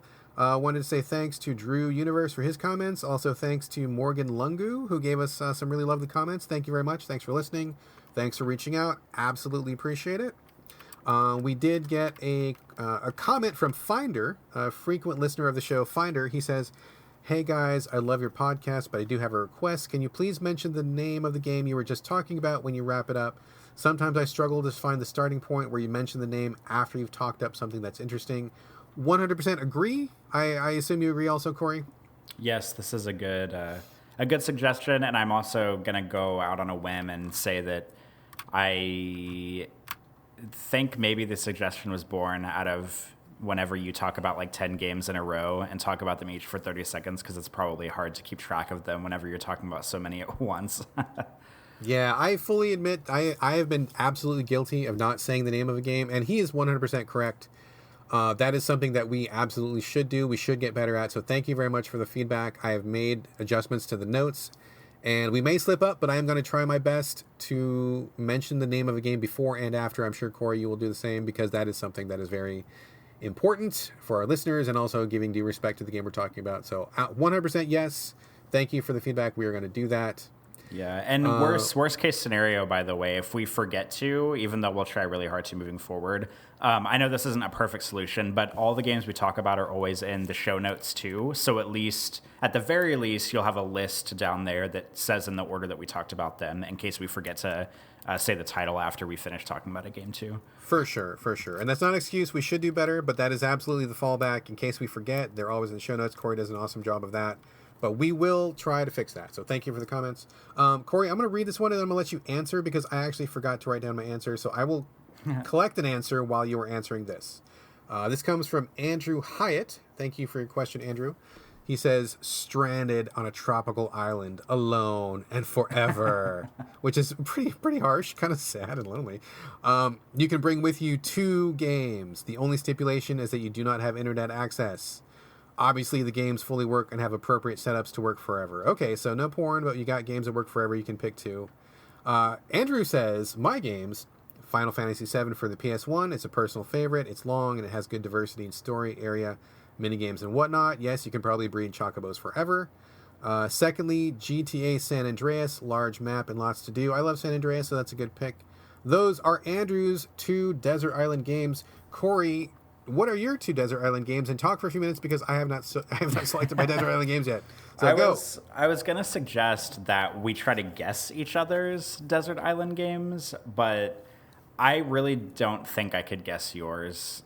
I was going to say... Go ahead and try, because I don't have any ideas, so go ahead. The first thing that popped up into my mind was perhaps Overwatch, but he specified in the question that it can't be like a multiplayer game. It has to be like a standalone game.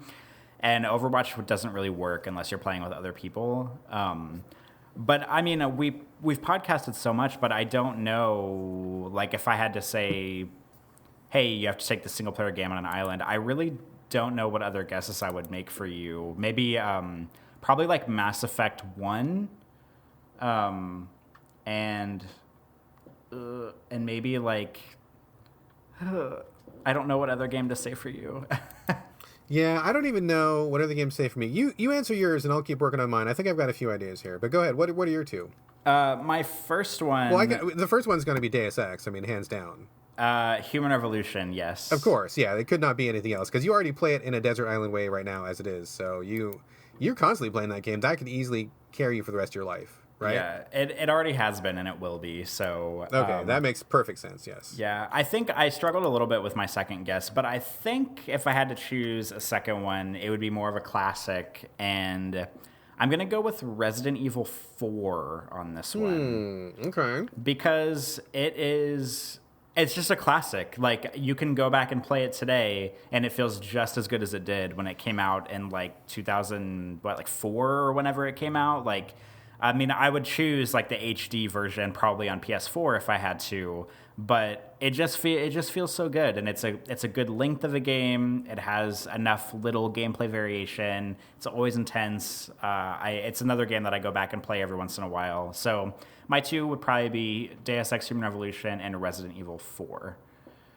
Okay, so honestly speaking, I don't think that I could ever play any two games for the rest of my life. Like, no matter what game I picked, I would eventually get sick of it. I mean, the longest thing that I've ever played is Marvel Puzzle Quest, so that's been about 4.5 years, still going.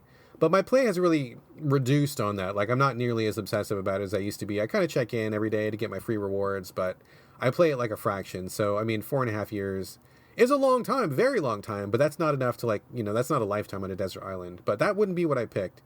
I think I would probably pick, number one, Fallout New Vegas, because I think the writing in that game is amazing. It's a huge, huge game, and there's many different ways you could play it, and there's lots of stuff to discover, lots of random stuff that happens too. And even though I've played it, I think I've played it to completion at least once, and I've put in a big chunk of time a second time. There's still so much to do, so many different builds, so many different things to poke around in. It wouldn't sustain me forever, but I could probably play that for quite a while and just, go around with different companions, try all the different quest lines that I didn't do, find all the hidden items, make the best guns. I mean, it would be busy work for sure after a certain point, but I could put a pretty good amount of time into that one. I think the other game that I probably would pick if we were talking about a desert island situation, I mean, it would probably have to be Monster Hunter. And I'm not sure exactly which version I would pick. I mean, possibly Freedom Unite, because that one is a favorite, but probably more like Monster Hunter Generations Ultimate, because it has the most content. And people often say, including myself, that when you start a weapon, you learn that weapon, it takes a long time to learn it and master it. And if you change weapons, it's like a whole new game, and that's really true. So I think there are like 12 or 14 different weapons in Generations Ultimate, and I am good with maybe 2 or 3 out of 14. And not even like I've mastered them, but I'm just like, but I'm pretty good, So, I mean, if I took the time to master each weapon and then moved on to the next weapon and mastered that, and then on top of that, there are so many fucking monsters in that game. Like, I don't even know how many monsters there are, but there's like monsters and monsters and monsters and monsters. And when you get to the upper tiers, they get so fucking deadly. Like, you would have to like know all of their moves, be able to dodge them perfectly, and just have the right gear and grind out that gear first beforehand. I mean, that game, I could easily sink probably 1,000 hours into, if not more. And, again, at some point I would get sick of it and wouldn't want to play anymore, and I would just sit on the beach and, eat coconuts and stare off into the distance and hate life or whatever. But, I mean, I could probably squeeze a good amount of time out of that. So I think those would be my two. Monster Hunter, just for the mechanics, that would keep me engaged. And I think Fallout New Vegas, for the story aspect, that would keep me engaged. So those would be my picks. So there is that. Thank you for the question, Andrew. Hope we've answered that. And we're going to round out the show with a monster of a letter that came from superfan, number one superfan, Jeroen, who I believe is still in Germany. We haven't heard from Jeroen for a while, but he got back in touch, said, "Hey guys, I am still alive. I'm still listening. Good to hear that you're still out there, Jeroen," which is amazing. He's got a number of things, real long section here, and we're going to wrap the show right up after this. So, Jeroen, I just want to say, first off, we did have to edit your letter for length because it was really long. We loved getting it. We read it. We thought it was great, but we could not read the entire thing on the show because it was just too long. So, apologies if we edited that stuff out. Also, he began the email with a very long comment about my brother. I talked about my brother on the show a while ago and the difficulties that he and I have. So, Jeroen weighed in with his opinion. He had some good advice. Thank you very much for the advice, Jeroen. I'll take it to heart. So thank you for those comments. I'm not going to read that out, but thanks. We got it. Definitely heard what you said. So thank you. He wants me to start off by asking you a series of 4 questions, Corey. Are you prepared for this? I am not, but we'll see how it goes. Okay, so I guess just we'll just kind of short answer our way through this real quickly here. He says, "Hey Corey, not sure if I got this right, but have you worked for Target?" Drew, have you ever listened to the show? Brother, have you ever heard this fucking show? He talks about Target every goddamn episode. Man. Of course he works for Target. Which is funny because we incidentally talked about Target Extra this nine episode. nine times this episode. Yeah, in the banter specifically, which will come later. But all right, so he says, "Have you worked for Target?" Since I think I've heard you mention this on the show once. That's his question. Have you ever worked for Target? Yes. How did he know? All right, moving on. Next question. How did you become such a great parkour skateboarder? Which needs clarifying because you were a parkourer, but you were not a skateboarder, were you? Say that again. You cut out a little bit. Oh, I'm sorry. He said, "How did you become such a great parkour skateboarder?" And I said, "I remember you doing parkour, but I don't remember you doing skateboarding." Can you clarify? I never did skateboarding. I did parkour for probably like 5 years in college. Never would classify myself as a great parkour athlete. I was very mediocre. But I never skateboarded. And if he wants an honest answer of how, I just went out and did it. I know that's a terrible answer, but watched online tutorials and kind of got a knack for the moveset and then slowly progressed to more difficult moves over time. But I can't, although I photograph skateboarding a lot, I can't, if I set foot on a skateboard, I would break my neck or my arm or both. So I stay away from being on skateboards, but I am around them often. That is exactly why I stay away from skateboards too. So I feel you on that one. Next question. Seriously, could I stay and sleep at your place since you take in homeless guys if I'm ever in New Orleans? I mean, I think probably yes. I'm hesitant to let strangers stay here, but I'm assuming that because you are a family man and you're married and you have kids and you seem to be living an okay life, that if you were ever in this part of the country, I feel like you could probably crash here. I do have a queen size air mattress and a couch and a spare bedroom. So probably, I don't know what the likelihood of that is though. If like your decision to try to visit the United States is hinging on whether or not you can sleep in my house or not, or if you're just kind of throwing out some bullshit. But if I can't sleep on your couch, Corey, then I'm not coming to the States. Yeah, I mean, maybe the stakes are high here. But probably yes. If you're ever serious about this, you can always email Brad and he can forward an email to me, or you can email the show and we can kind of discuss it more, but I'm not sure if this is serious or not. Okay. All right. Moving on. He's got a comment about Poland. He says, "Hey, I want to comment real quick about Brad's recent love declaration about Poland and its game developers." Okay, so I'm going to read the rest of the comment, but I will back up and we can talk about this. I'm going to just skip ahead because he did write a pretty fair amount here. I'm going to just edit this for length real quick. He says, "Oh, just let me inform you, Poland is one of the 3 worst countries to be gay in Europe, so that's alarming. Very xenophobic. They don't take in refugees. Pretty problematic when it comes to free press, gay rights, discrimination, and independent judiciary. There are lots of lovely people in Poland, but good luck finding them. And also, let's stop glorifying it. It's like saying that people from Alabama are tolerant and liberal." Well, so he not only corrected us about Poland, but he got an Alabama slam in there as well. So that's a good 2 for Jeroen. Just to clarify, I've never been to Poland. I don't know anything about Poland as a country. My only experience with Poland has been from the game developers that have come to PAX, and I mean, I've had nothing but good experiences with them. Now that said, I appear to be a white guy. We've never talked about my sexuality with any Polish developer, so maybe those things would be a problem if we had gotten into more of a friendship, or maybe if we had spent more time together.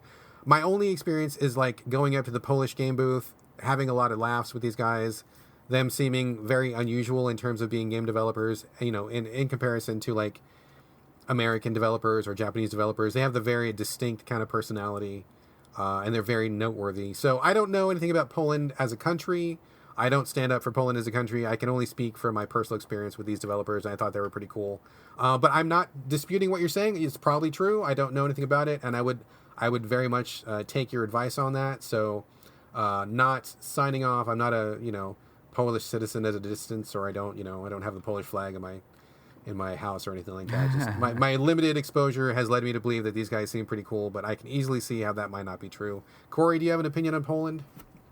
Literally none. My only exposure to Poland is what I've heard from you on the show. I had never had plans to visit, and especially now that I hear this stuff about it. So that's pretty much my limited knowledge.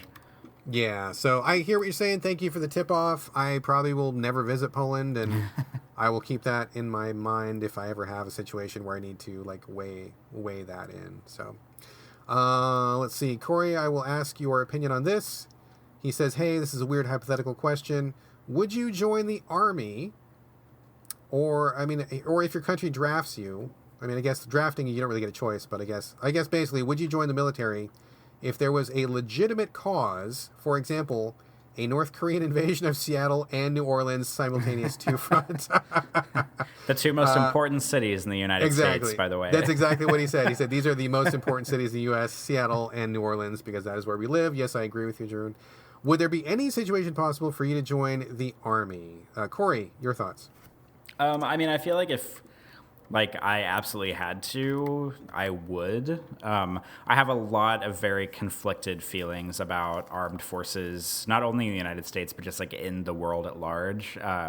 Most of which I will not share on the show because I have a lot of thoughts. But, if, for example, there were some foreign invasion in the city, I'm sure I would. But something to keep in mind also is there's a lot of different things you can do in the Army. It's not just, shooting people on the front lines. So I know how to handle guns. I've been shooting guns for a long time, so I can do that. But I would figure that I would probably be more valuable in other capacities.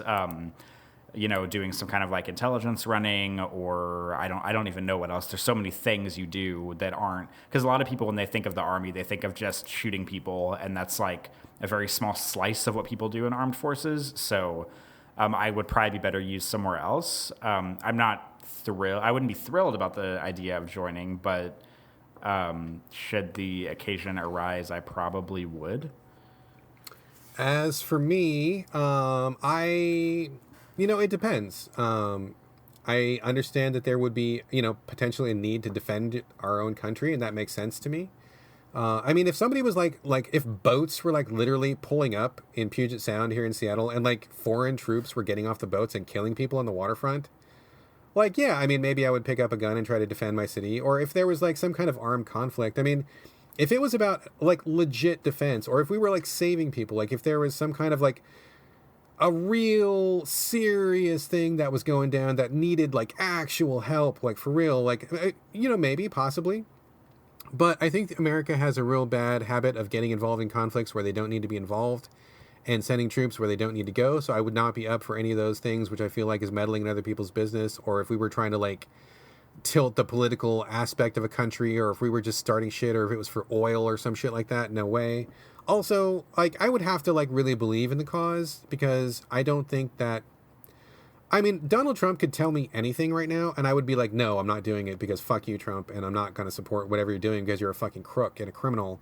So, just if the president just is oh yeah, we're having a war, we need people to sign up, go for it, I'd be like, no way. But if it was protecting my friends and family, protecting my home, my neighbors, my literal countrymen, well, sure, yeah. I would do whatever was necessary. If they needed me on the front line, or if they, if I could serve a better purpose, organizing something, or, I have other skills that might be of use to the Army in some way. Yeah, okay, maybe if it was a legit cause, but I would never just join the military just for shits and giggles. And I certainly would not go to fight just because Donald Trump felt like he needed to start some shit in some country to measure his own dick. So, very limited circumstances. But if there was a legit need, I would. For sure.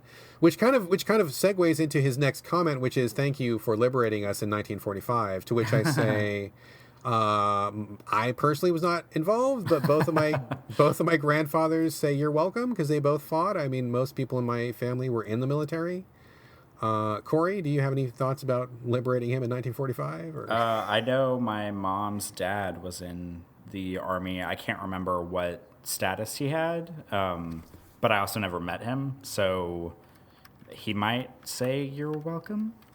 Okay, yeah. I guess we will pass those sentiments on to the members of our family who were in the armed services. Sounds like both of us had some military background there. So, okay, you're welcome for liberation. Final comment from Drewn. He says, hey, you guys are always pretty negative about your own country. I have met many Americans in more than 35 states while road tripping and so forth, and never have I met a more friendly, polite, and helpful people. Well, maybe the Australians. But I still like Americans. I feel like they're positive and have a can-do attitude. Can you tell me one or two things that you yourself are proud of about your own country? There must be something. So, Corey, are there two things about America that you are proud of? Yeah, I'm unprepared for this question, actually. You want to go first, or you want to think Yeah, you go first. So one thing that I am in general proud of. Now, understand that I feel like America is in a really bad position right now. I feel like we're in probably the worst position we possibly have ever been in. I would since argue slavery. I was going to say, I'd argue that slavery is probably a worse position. Yeah, I mean, since slavery. That's a pretty long time. I mean, it's not forever, but I feel like slavery was like probably the nadir of American existence. And I feel like this is like one step above. Like, we're not quite there yet, but we are fast tracking towards a really dark, really, like, the worst timeline possible. So I feel like America's in a really bad spot. But I will say the one thing that I really like about America, and I know this is probably not true across the whole country, but where I live in Seattle, I meet a lot of people who are really diverse. I meet people who are of all colors, of all races, of all backgrounds. I meet queer people, I meet straight people, I meet people in between, I meet immigrants, I meet people with disabilities, I meet millionaires, I meet homeless people. And I mean, part of that is my job because I meet a lot of people in general, but I love the diversity. I love that here in America, at least for now, we have a wide variety of people of all kinds. And I feel like I cherish that diversity. I love meeting these people. I feel like my life is better for having met these people. And I feel like I am personally enriched by meeting all these kinds of people. And not every country is as diverse as that. There's not that level of mixture. Hopefully we will maintain that and keep that here in America. So I do like that a lot. One other thing that I really like about America is I do feel like it's beautiful. I feel like there's a lot of really beautiful places here in America. I mean, the whole world is beautiful. I'm not saying America over everybody else, but like here where I live in the Pacific Northwest, I love the ocean. I love trees. I love the green. I love just having this wonderful environment, the mountains and stuff like that. And I just think it's really great. So I do love where I live, like in the way that it looks. And I also love the people that are here. I love being surrounded by such diversity. So those are two things that I think are great about America for the moment. Hopefully those things will continue. Have I bought you enough time, Corey? Did you come up with something?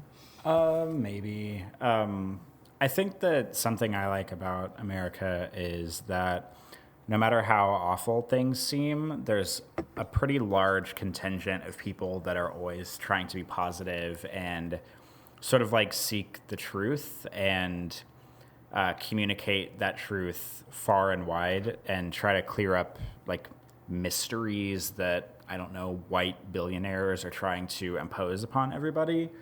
Because it's easy to be really down and depressed about the United States and the world and the way things are going.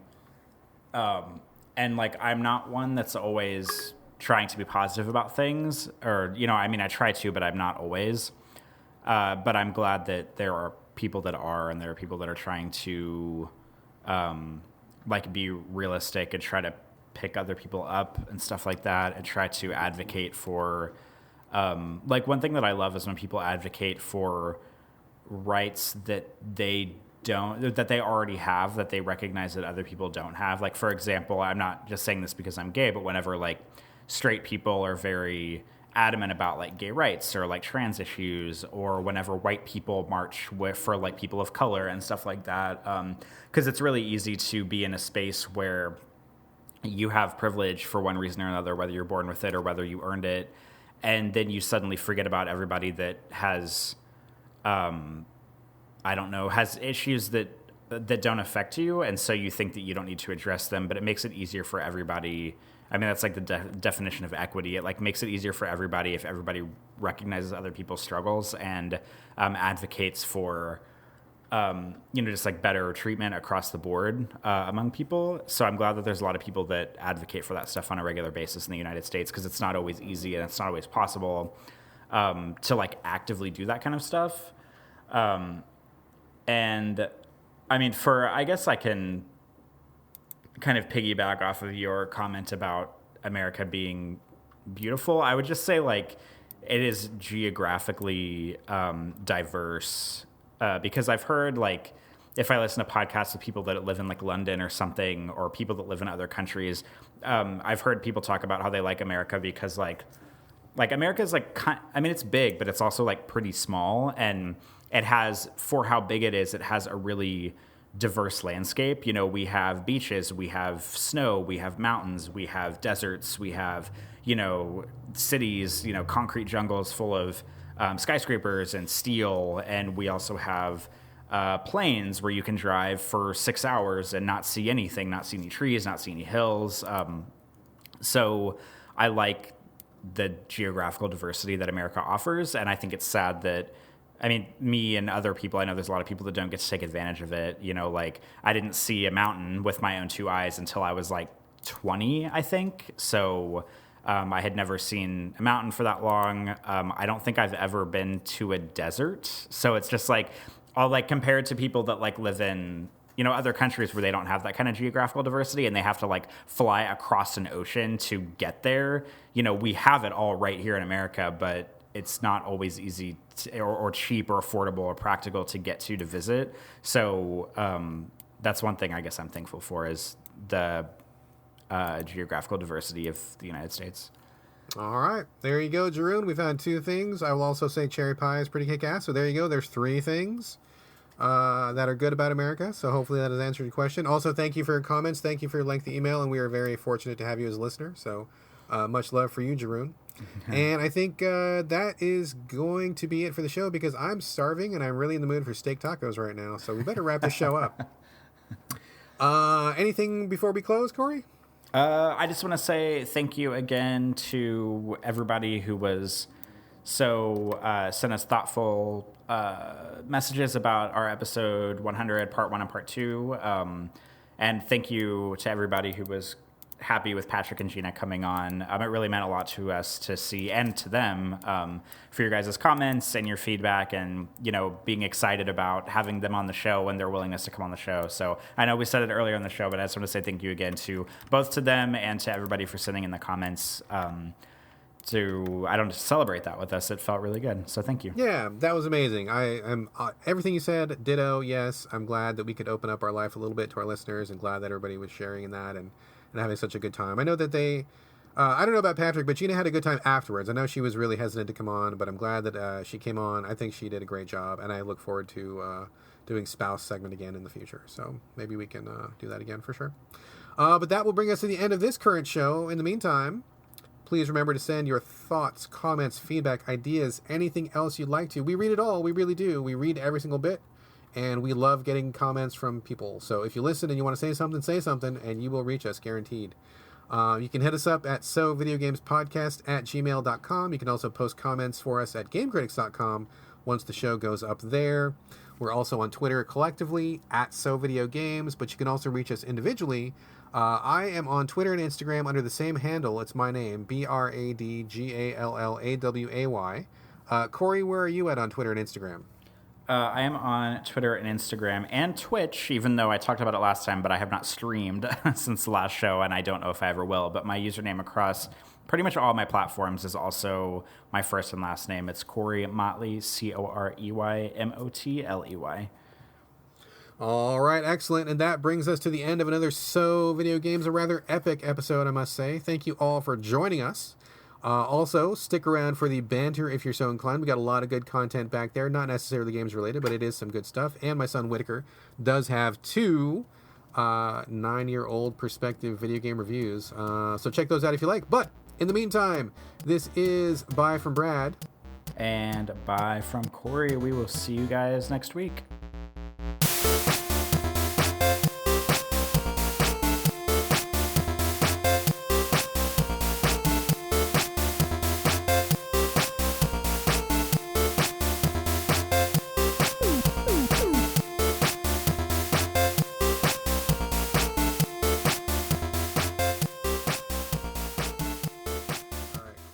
So I have some stuff. I didn't have anything for you on the notes for banter, but I assume you have some banter. How's your banter looking today? Light and roasty, like the coffee that I'm drinking. Light and roast, but not citrusy, I hope. I don't think so. I'm drinking. I've brought this up on the show before, but my go-to coffee, and I don't drink coffee often. Usually, actually the only time I drink coffee is like pretty much when I'm podcasting, or sometimes I'll drink like iced coffee at work. But we have a Panera and like the food court. That's weird to say food court because it makes it sound like I work in a mall. But we have like because I work at a university. We have like I work in the building that has like one of the food court areas in it, and we have a Panera, but the Panera's iced coffee, I like it, but it gives me heartburn every time I drink it. So I'm trying, well, I mean, I'm not trying to not drink it. I'm just not drinking it anymore. So yeah, usually I just drink coffee on weekends now that I think about it. But I guess what I was trying to say is that I like Archer Farms is a Target specific brand, and they have a pumpkin spice coffee that comes out. You are like Target never knew what they got when they hired you, man, because not only did they get like a great manager and a key holder at some point, but like they got like Target soldier for life. Like every time I'm like, Corey, what's your favorite? Well, there's this Target brand that like, damn dude, you are like the hardcore Target dude. It's true. I mean, there's a few. I know a lot more than any reasonable person should know about Target. And I haven't even worked there for like, I think it's been like 3-ish years at this point that I haven't worked there. But I also worked there for like 11 years or 10 years or something, like an absurd amount of time, especially for how young I am. That is a long ass time. Yeah, but they just have like a few staple things because they have a few brands there. They have Archer Farms, which is their like kind of in-house like food brand.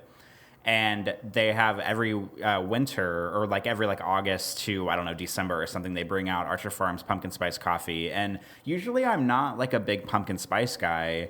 But I love that coffee, and every time it comes out, I buy like 5 bags of it to hold me over all year because it only launches for a limited amount of time. And they also have a really good salsa, oddly enough. Like they have Archer Farms salsa, and they have like a really spicy like habanero one that I love, even though it kind of kills me for days after I eat it, but it's so good. And they have like a pepper, like a zesty pepper salsa that I really like. And I don't know, it's just like they reel me in with those weird things because it's not stuff I can find in any grocery store. Like I have to go to Target specifically like to get the coffee that I like, to get the salsa that I like.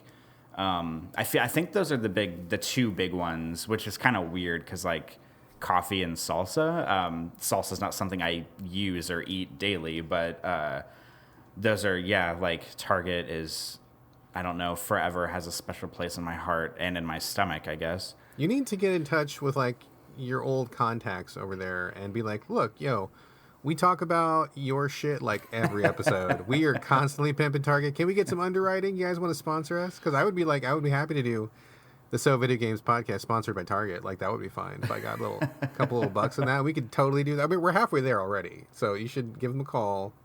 See if there's something we could agree on. It might happen. Well, considering we podcast about video games, some of the games we talk about are available at Target, so it's not like we're talking about things that people can't get from Target. So dude, every game we talk about at the very end, okay, well that's our wrap up on Spider-Man, currently available at Target. I mean, we could totally say that like every time. Yeah. I mean, for a very affordable price too. Like I don't think we would charge very much. Maybe we could like come up with some kind of discount code, like, listeners of the show can get 10% off this video game we talked about this week using the code Brad and Corey, and I don't know, at online checkout or something. You go to Target.com and enter discount code Brad and Corey and get your 10% off. Like, dude, totally. That could be a thing. All right, call your Target folks and then let me know what they say. Unfortunately, I don't think I know anyone at Target who is high enough to get that kind of deal. And like the thing about Target too is like the people that run headquarters, it's based in Minneapolis, Minnesota. The people who run headquarters and like the people who run stores, there's like a huge disconnect between, and this is probably true for like any like massive retailer, where, like we would get like district visits every once in a while. And like, I don't think those people actually work at headquarters. Like I think they work at district offices. There may be like one every few states or something like that, because I know they fly around to do it. But the disconnect between like store management and actual like headquarters stuff is very long and strange and bizarre. So I'm not too sure if I could actually like get in contact with anybody from headquarters. Yeah. Well, any company like that, the higher up you go, the crazier it gets, and the more eccentric the people are. So that does not surprise me at all. I'm sure that if you actually went to like the Target family or whatever, Mr. Target's house or something, it would be like Mr. Target. He would like have an indoor jungle, and he'd be like running around there naked, just like living out his weird fantasies with all the money he rakes in from his fucking stores or something. It would probably, room full of trampolines, or he's got like 42 like jaguars in his backyard, and he feeds them raw meat every day. Who knows? Who knows what those fucking people do with their money?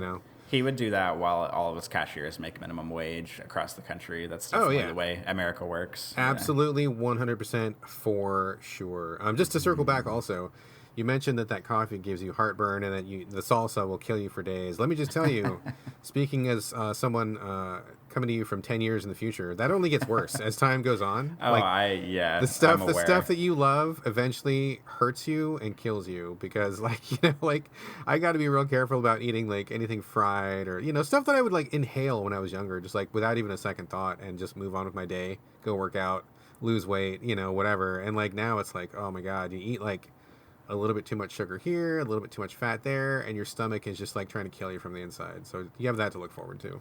Yeah, I think I'm sort of like for the past couple of years have just been hitting like the first stages of that because I didn't used to drink coffee a lot. I've never been one of those people who because this is something that like low key annoys me, are people who are like, oh, don't talk to me until I've had my coffee in the morning. And I'm like, fuck off. Like, give me a fucking break. Like, I get that, like, coffee can be, like, addictive and stuff. The same goes for, like, soft drinks and everything. Sure. But that's just fucking stupid. That's stupid. Yeah, it just really annoys me. But I'm getting to that point already where I think heartburn is the big thing for me, that, like, spicy stuff and certain coffee and even certain alcohol that I drink will give me heartburn, and it used to not have that effect on me. So it's like this like stage one of getting older is getting heartburn with food that I used to love that I can't anymore. So fucking true. Yeah, when me and Gina started creeping up on it, like, we both had the typical teenage stomach of iron or whatever, and then once we started getting a little older, we're like, God, I'm getting heartburn all the time. This is so weird. What's going on? And like once we looked at our diet, we're like, well, of course we're eating like teenagers, and we are not teenagers anymore.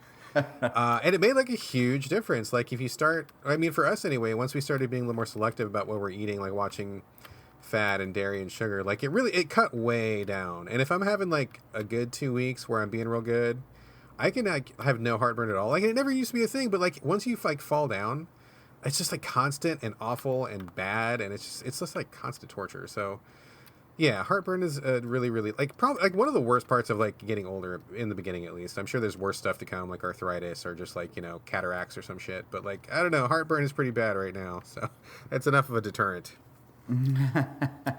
Anyway, so what else you got on the docket, man? What else is on your plate today? As usual, I was thinking about stuff I want to talk about, and I think the only like big thing that I can like bring to the show officially for Banter is I saw A Star Is Born, Bradley Cooper and Lady Gaga's movie. Oh yeah, how was it?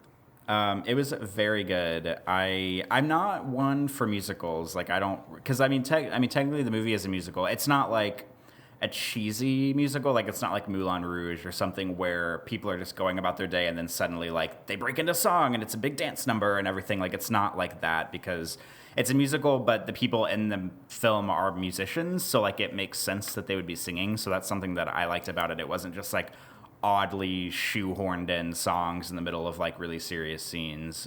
So that made it more palatable for me, for someone who does not like musicals. But obviously I went and saw it because Lady Gaga is like the main headliner in it. I think she's actually billed above Bradley Cooper in the film, even though, you could argue that he's the main character. Yeah, I think she's clearly the bigger star. Yeah, and she is. But the fascinating thing is it's also his directorial debut. So not only is he a leading character, but he directed it too, which I think is pretty fascinating.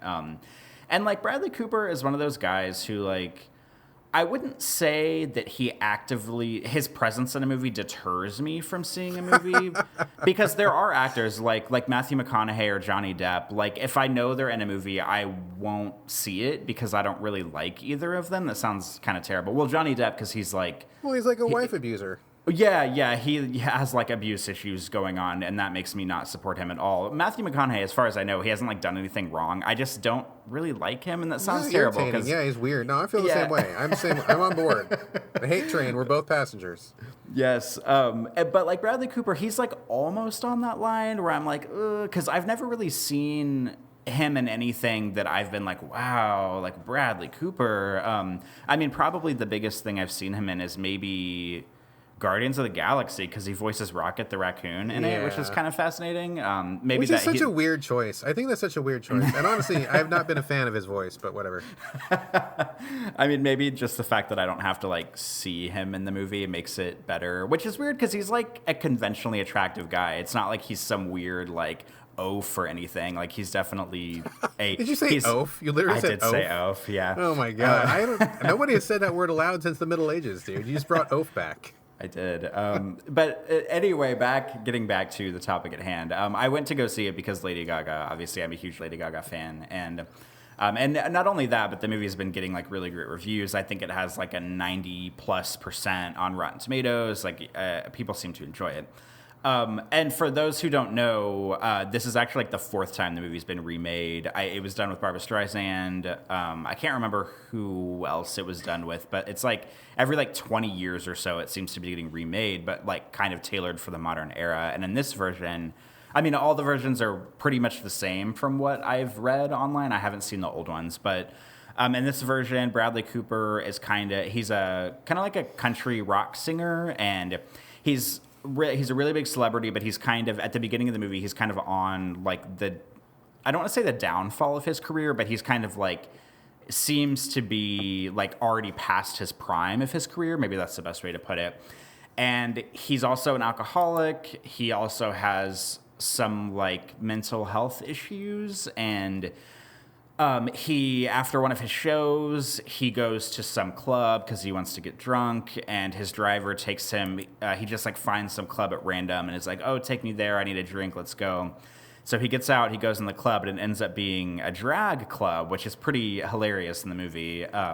And Lady Gaga is a waitress at the drag club, and she performs every once in a while, and he goes in on a night when she's performing, and she's not in drag. Like, she has kind of like a little bit of drag makeup on, but obviously she's not a man, so technically, like women can do drag, and that's a different thing. That's called like a bio queen, if you will. But this is getting off topic. She does a performance. Drag culture. I know. Keep going, dude. We're learning. Keep going. It's all good. It's all good. So she does a performance. He sees her, and then he, I don't know, falls in love with her or whatever, and then kind of goes backstage to talk to her after the show. And the doorman at the club is like Lady Gaga's, her character Allie, like her kind of really good friend, maybe her best friend in the movie. And so and his name is, I don't know what the doorman's name is, but Bradley Cooper's character, his name is Jackson or Jack. And when he goes there, the doorman like knows him because he's famous, and so he wants to introduce him to Lady Gaga's character. So he goes backstage and talks to her while she's like taking all of her theatrical makeup off after the show and everything. And then eventually she falls in love with him. She kind of goes on tour with him, and she's a songwriter, but she doesn't feel confident about the music industry because she says in the movie that people keep telling her that she's not pretty enough to make it and that she'll never make it and that her nose is too big and all this stuff. But because she goes on the road with him, she starts performing with him on stage. She kind of gets famous, and then she starts kind of her own record career that's not really related to him. Stuff and conflicts ensue, if you will, with their relationship. I'm not going to spoil how the movie ends, but I liked it. But the two things that I think are fascinating about this movie are, I can't wait to see what happens whenever like Oscar season comes around, because even though the older I get, sort of the less I pay attention to movie awards shows like the Golden Globes and the BAFTAs and the Oscars, because I kind of think they're bullshit, to be honest. I am fascinated with this just because I like Lady Gaga so much, and I have like, I don't know, feel like I have a stake in this because I like her a lot, and I kind of want her to win something. Like, I'm hoping that they win Best Original Song at the very least, because she was nominated for an Oscar for a song that she did for a documentary a few years ago, and she lost it to a James Bond theme song sung by Sam Smith that was fucking terrible. And I hope that she comes back and like wins an Oscar and then just like, I don't know, punches Sam Smith in the face or something, even though it's not really his fault. It's the Academy's fault.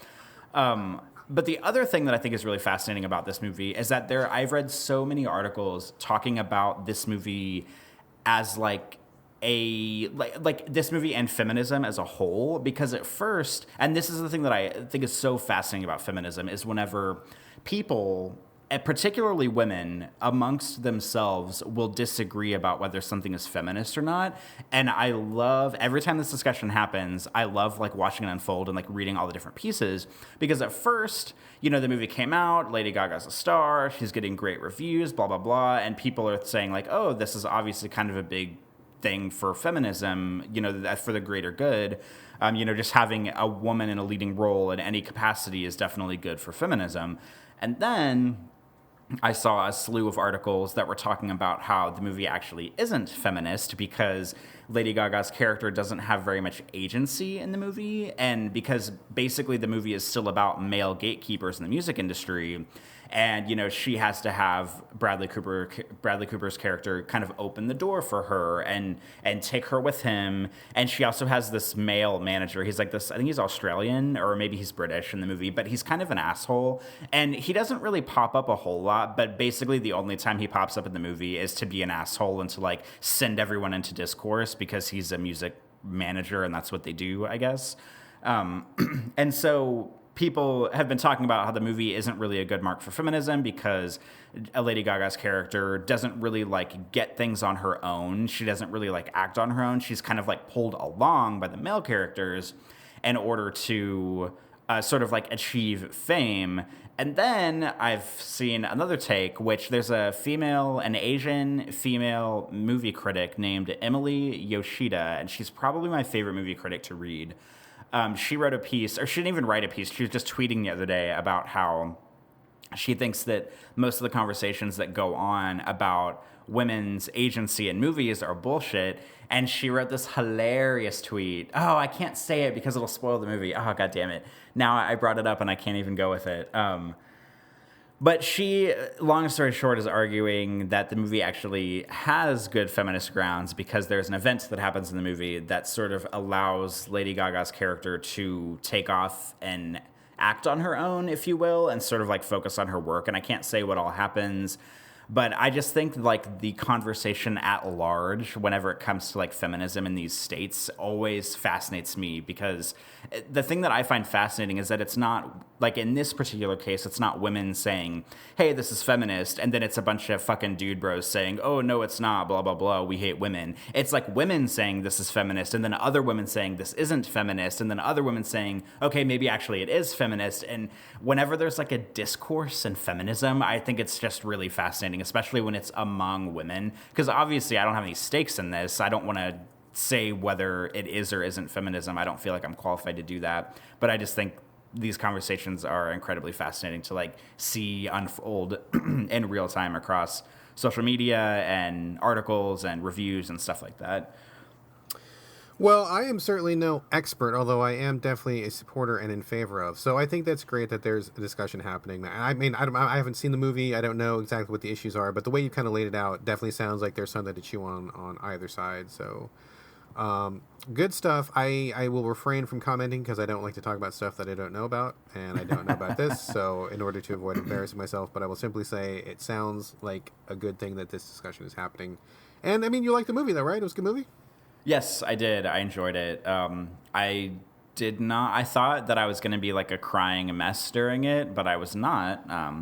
Interestingly enough, probably because most of the conflict in the movie resides with Bradley Cooper's character and not so much with Lady Gaga's character. But I do think it was great, and I'm sad that reported garbage movie Venom made like $40 million more than A Star Is Born, but on opening weekend. But it's neither here nor there because we'll see which movie gets nominated for awards come Yeah. award season. I mean, it's kind of unavoidable too, because regardless of A Star Is Born, I mean, that's a movie with like, it's about people, it's about characters, it's about a story. So there's like a certain percentage of the population is not going to see that movie no matter what, because it's not going to get the popcorn moviegoers, it's not going to get the action seekers.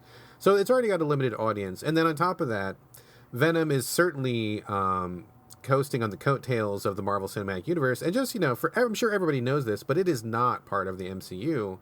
Although it does have, Marvel involvement and it's a Marvel character, but it's not involved in that. So I think maybe there's probably a lot of people who probably just assumed it would be part of that, and they're kind of hoping to get some of that same flavor, which, I mean, everybody I've talked to said it was hot garbage. And there's a couple of people who've been like, it's so bad, it's good, but like, fuck that. If it's bad, it's bad. So I'm not gonna go see it. I mean, I might rent it if I'm feeling really bad about myself and I want to, like, just like wallow or something. But I'm not gonna waste time on that right now. So, but speaking of feminism, in a certain way, I don't know if you know or not. You're not the biggest Doctor Who fan, are you? I have never watched Doctor Who. However, I am aware that for the first time in history, it is featuring a female doctor. Indeed. So I guess I'm like a middle of the road Doctor Who fan, because I was not really, I've seen the old stuff and I was like, oh, like sometimes like when I was a kid, like watching PBS, they would do like Doctor Who marathons when they were doing like fundraisers. And I remembered like, watching like, oh, this is a fucking weird show. And oh my God, these special effects are terrible. And what's going on? And whatever. They're talking British. I can't understand them. And I would, like kind of dip in and out, but it never really hooked me. And then when it rebooted, I don't know. I mean, I have no idea how long ago it was, probably 10 years ago or whatever it was, when they rebooted for an all-new generation. I jumped aboard at that point, and I'm like, oh, this show is actually pretty cool. Like, it's got cool aliens, and the story seems kind of fun. And so I really got into it when they rebooted the show. I don't even know when it was. I have no idea. Anyway, so the wife and I watched the first 4 seasons of the rebooted series, and that was really good. And in fact, if you watch all 4 of those years, it all ties together. Like, it's kind of one long overarching story, and it really came together like in the most amazing way at the end. So it was like I rarely say this, but it was really worth watching like 4 years of that show in a row to kind of get to where you're going. It was really good.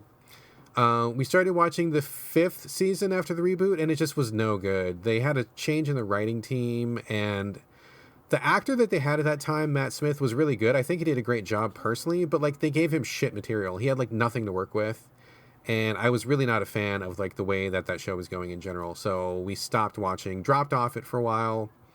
And I know everybody in the world knows this, but just to clarify, Doctor Who is the show where the actor changes like every so often. So like in the show, they'll say, oh, this is the first Doctor and he'll do XYZ things. And whenever that guy wants to leave or whenever he, gets too old or something, they'll be like, oh, he got killed in the show, but Doctor Who regenerates. That's like his shtick, right? So like every time he dies, he regenerates. And when he regenerates, he comes back as like the same Doctor internally, but like a new Doctor. So it gives them the chance to keep the show going, but switch out the actor, and just everybody's okay with that. So during the run that Gina and I watched, they changed Doctors, I think, 4 times. So 4 different actors had played the Doctor during that run, and then we stopped. The Doctor changed, I want to say, I think maybe 1 more time during the time that we didn't watch. And now, I mean, I don't even know how many they've been through in the history of the series. They're probably up to 13 or 14 different actors playing the Doctor. But this newest one, like you just said, is played by, I believe her name is Jodie Whittaker. First time in history the Doctor has been played by a female. So we were already kind of thinking, oh, we really are in support of that. Maybe we'll come back to the show and give it a chance. But the other cool thing was he heard that the writer who fucked the show up left. And so that was like the biggest thing. It's interesting because it was a real kind of like Kojima / Lucas situation, because when that guy, his name is Stephen Moffat, when he was working with a team on the 4 years that we liked, he was great. A lot of good ideas, a lot of cool shows. Some of the best episodes were written by him, and I think it was really wonderful. But clearly, like Lucas and Kojima, they need a team of people around them to keep them in check. Because once that team goes away and they're left to their own devices, they spiral out of fucking control and go mad, and just like it gets terrible. It gets really terrible. Yeah. So when this guy was on his own, Stephen Moffat was on his own, he drove the show into the ground, had terrible episodes, terrible writing, terrible ideas. It's awful, awful, awful. But he's gone. He's gone now. They got a new writer on board, and the first episode with the female doctor, really strong. It kind of got some of the old pre-Moffat vibe back, and we watched as a family, we're really excited. And I like Jodie Whittaker is a great actress, seems really good. Supporting cast seems really strong. I mean, so we're gonna jump back in and give it another shot. So we've been away for a while, very, very excited. I mean, I don't know that this is something that I would recommend to you if you already don't like the show or whatever. I mean, maybe it's time for you to jump in, maybe not. But if you're a fan of the show, like I am, like the newcomer, the Neo Who fan who got in with the reboot and perhaps fell away, this is probably a good time to come back. You have any interest at all or no? I don't. I'm not really sure. Well, I mean, I guess, first of all, I don't watch a lot of TV as it is. But second of all, there's something about the vibe of the show that makes me think I wouldn't like it. And I have no evidence to cite. The only thing I can say is, the show seems to have too much, kind of Harry Potter magic bullshit going on for me to be able to get into it. Okay. Yeah. Okay, so maybe I'm not wrong in this because I'm not I don't know, but I guess Doctor Who seems, is it more science fiction based or is it more fantasy based? It's like Star Wars where they say, "Oh, this is, if you look at it on the surface, it seems like science fiction, but when you actually really examine it, it's like, oh, this is all complete fantasy." So it's the same thing. It's like they're like, oh yeah, I'm an alien from another world and I've got these special high-tech tools and I've got a time machine.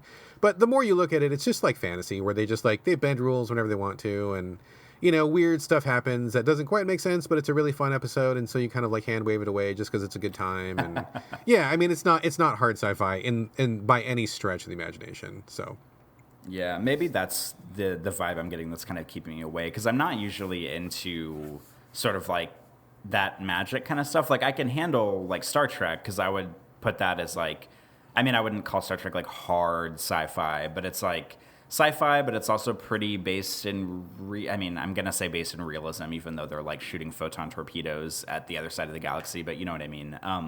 But there's an element of reality to it that's heavily played into a show like Star Trek, whereas something like Doctor Who seems too fantastical for me. Yeah, I would say that I don't think Star Trek is really hard sci-fi either, but I think Doctor Who probably ranks at least one notch below the quote unquote realism level of Star Trek. And I realize this is all bullshit that we're talking.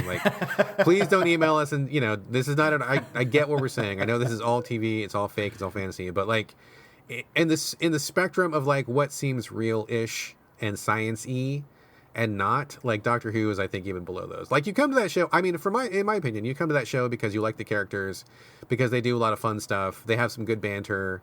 They get into silly situations, and it's just kind of a fun show to watch. It's just a real good Sunday, gather the family if you like. Nothing ever really super offensive ever happens, and it's just really kind of a good time. So, I mean, in fact, I've heard many British people tell me that in England, Doctor Who is seen as a very much a younger person's kids show, kind of a family show, and we kind of, America kind of takes it a little more seriously than that. But okay. But it's good. I like it a lot. I hopefully the writing's going to stay strong, but I did not think we were going to come back to Doctor Who after those horrible seasons that we put up with, or didn't put up with because we bailed. But it seems good, so we'll come back. That seems like a big win so far. Saw a couple of movies over the last week. Everybody in the family has been sick for the last week. I probably have been the least sick, knock on wood, but not feeling super great myself, but still going to work. But my son got really sick, and my wife is still pretty sick, so we've all been just laying low at home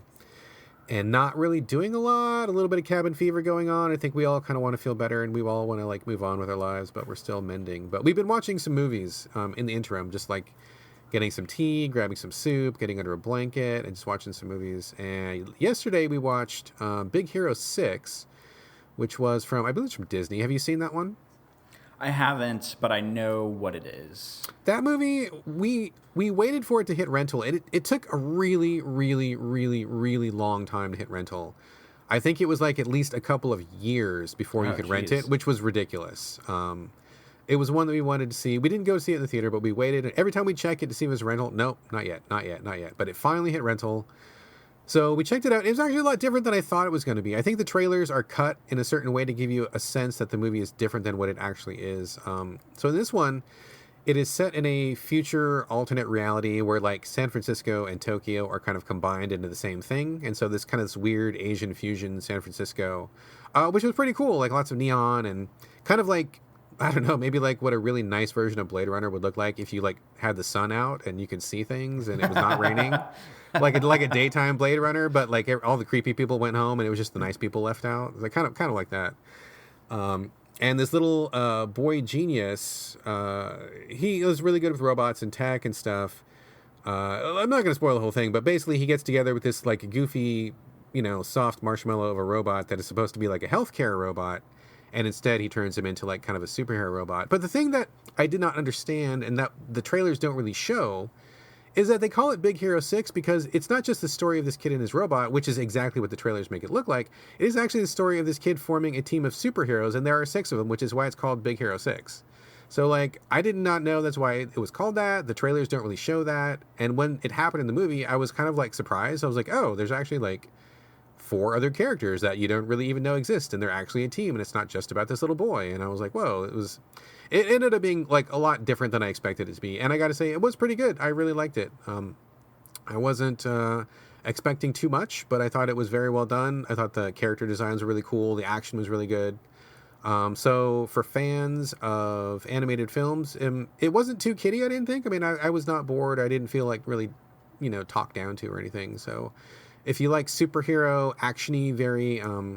I don't want to say like an anime-esque vibe, but like it had like a very superhero vibe. And it was just really good, clean, wholesome action. And it was much more of a different sort of team film than I was expecting. So I did end up liking it. You said you haven't seen this one? I haven't. I feel like Patrick might have gone to see it while it was in theaters, maybe with a friend of his when we lived in Omaha. And maybe whenever I saw the previews for it, because I like the aesthetic of the movie, but I don't.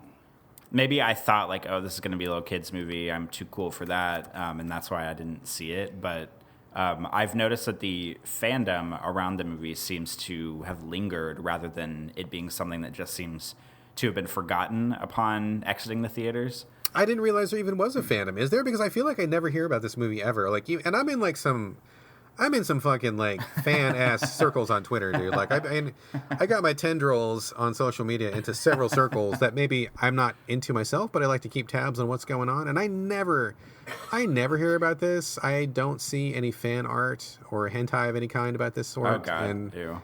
Because stuff will come across my feed and I'm like, oh geez, let's close this window. And because you got to find out what people are into. And I never hear anything about this at all. Is there people still talking about it? I mean, I feel like I see maybe like GIFs and stuff of it on social media every once in a while. Hopefully I'm not making that up, but I don't know. Maybe it's just lingering in my mind and no one else's, despite the fact that I haven't seen it. I don't know. This is strange. This is weird. It deserves a better fate than it got because, I mean, my impression is that it kind of didn't do great for Disney, and I haven't heard any talk about a sequel, and I don't, there wasn't like a lot of merchandising for it. I mean, I'm sure there was some, but like it just didn't seem to really have the impact that other Disney movies have had. But actually watching it, I was like, oh, this is pretty cool. It kind of reminds me of like, I don't know, like a little kid version of Overwatch or something where it's kind of got like the action and the costumes and the characters. And I could easily see this being kind of like a video game of some sort, or it seems like the kind of property that would translate pretty well to other things, but it seemed to kind of just vaporize. So I don't know, but I did enjoy it. I would recommend it to anybody out there who would be interested in that. And yeah, don't be fooled by the trailer because it is seriously not just about that kid and his robot. There's like a lot more to the movie than just that. So weird that they cut it that way. But anyway, the other movie that we watched was Skyscraper, starring Dwayne "The Rock" Johnson, or Uncle Dwayne as we like to call him here around these parts. Have you seen that one? I have not, but I am becoming increasingly concerned that you are indeed the world's biggest The Rock fan. I wouldn't have said that I was, but I think we've seen literally like almost all of his movies. He's just he's so like affable and likable, and he's like that kind of everyman. Like people say that he's like pleasantly indistinct as far as like nationality. Like, you put an afro on him, he looks black. You you take his shirt off, then he looks like he's Pacific Islander. Or you put him in a suit, he looks like maybe a white guy. Like he's in that little magic zone where he can play like any role, and everybody likes him no matter what he does, right? Plus, he's muscly, so you got to respect like a muscly dude. So he's got like the action star cred. Plus, he can be funny. Plus, like kids like him, and so he can do like the family. I mean, he's like the total package, dude. I mean, he can sing. He was in Moana, so he sang. I mean, what can the guy not do, right? I mean, he's like super talented. So. Anyway, so we saw Skyscraper. This is the one which was basically like Die Hard, but with Dwayne "The Rock" Johnson, where he plays like a security consultant brought in to evaluate the world's tallest building, and he checks it out. And in this movie, also he has a prosthetic leg. His left leg has been blown off in an accident, and so he's got this prosthetic leg, and that actually factors into the movie like at several points. But basically, bad shit goes down. Guys want to fuck the building up. They set fire to it. His family's trapped in there. He's got to get inside, do a lot of like, high wire stuff, jumping, clinging to things, a lot of upper body strength as he's pulling himself up off of various ledges. I mean, it plays out exactly like you think it would. Like, I mean, if you've seen Die Hard and you know who The Rock is, I mean, just put those two things together and that's exactly what it is. But it was good. I mean, it was a good popcorn movie. It was exactly what we wanted at the time. It was not any more, was not any less. But if you wanted to see The Rock get dirty and blow stuff up and hurt goons and to see stuff on fire, and I mean, that's exactly what you got. And it was good. I mean, it's not going to be a classic. I don't think I probably would ever watch it again, but we enjoyed the $3.99 or whatever that we spent on the rental. So it was worth it. Correct me if I'm wrong, but this movie, I haven't seen it, but it also brought back Neve Campbell. Does she play his wife in the movie? Yeah, she plays his wife, and I thought it was actually pretty cool because in the movie they are both professionals. I mean, she's like the mom in the movie, but they go out of their way to say that, before becoming a mom, she was like special forces and she was military police or something. Like they give her some kind of like tough guy background. And in the movie, although she is definitely a mom and she is escaping from danger, she also kicks a pretty fair amount of ass. Like, she gets a really good hit in and she fights dudes off, and these guys are constantly, like, assessing her as just, like, the house mom, and then she'll, like, break their fucking arm and throw them off the side. So it was cool. Like, she was the mom, but she was kicking ass. And I thought it was really nice that they gave her more to do than just look scared. So that was actually pretty nice. And the first time I saw her, I was like, oh my God, is that Neve Campbell? What the hell's going on? Is that her? And it was... Yeah, because she's like one of those actresses who I admire, but she like I feel like she made the Scream movies, those horror movies, and then she just didn't do anything for 15 years. And I mean, it's her business. She probably made a fortune off those movies, and, if she didn't want to act, she didn't have to or whatever. But she's just one of those actresses that I always like admired. And then I'm like, where did she go? Did she die? Is she living on an island by herself? Like, what happened? And then out of all the movies for her to pop up in, it's this one. It was really weird. Yeah, and I gotta say, she was good in it though. I really liked her. It's good to see her back. And one thing that I thought was really interesting and notable was that The Rock has two kids in this movie. And so The Rock is The Rock, and Neve Campbell is his wife. And they make a big deal about The Rock being a good dad, and he plays the dad role really well. And does he have kids in real life? I think he probably does. But anyway, in the movie, his kids are very like. They're very ethnic looking. Like, they have, like, the really big, curly, like, Islander hair. They're kind of more brown than Neve Campbell is. And I thought that was a really cool directorial choice because they're not shying away from, from having somebody who is not specifically white in the leading role. Because they very easily could have picked two whitey white kids, and nobody would have blinked twice at that because here's Neve Campbell who is white. But they instead chose to, follow, like, the Rock's, like, side of things. And they made them, like, really, like, kind of, like, Islander looking, which I thought was really awesome. Like, because they were two sweet kids. They were great actors. And it just opens up more roles and shows that not every role has to be a white person. And I really like that they kind of leaned into that. I thought it was very good and bold and right choice. I appreciate that very much. Excellent. Well, I can't wait until The Rock makes another movie that seems like a carbon copy version of the last five movies he's made, and then you see it and sing its praises on the show next time. Oh, yeah. I'll be like, oh, man, I was in the mood for a popcorn movie, and Uncle Dwayne totally delivered. It was like another good one. It's all good. So I don't have anything else for Banter. Do you have anything else for Banter? I know we have one more thing slotted, but I want to give you a chance to get anything else off your agenda.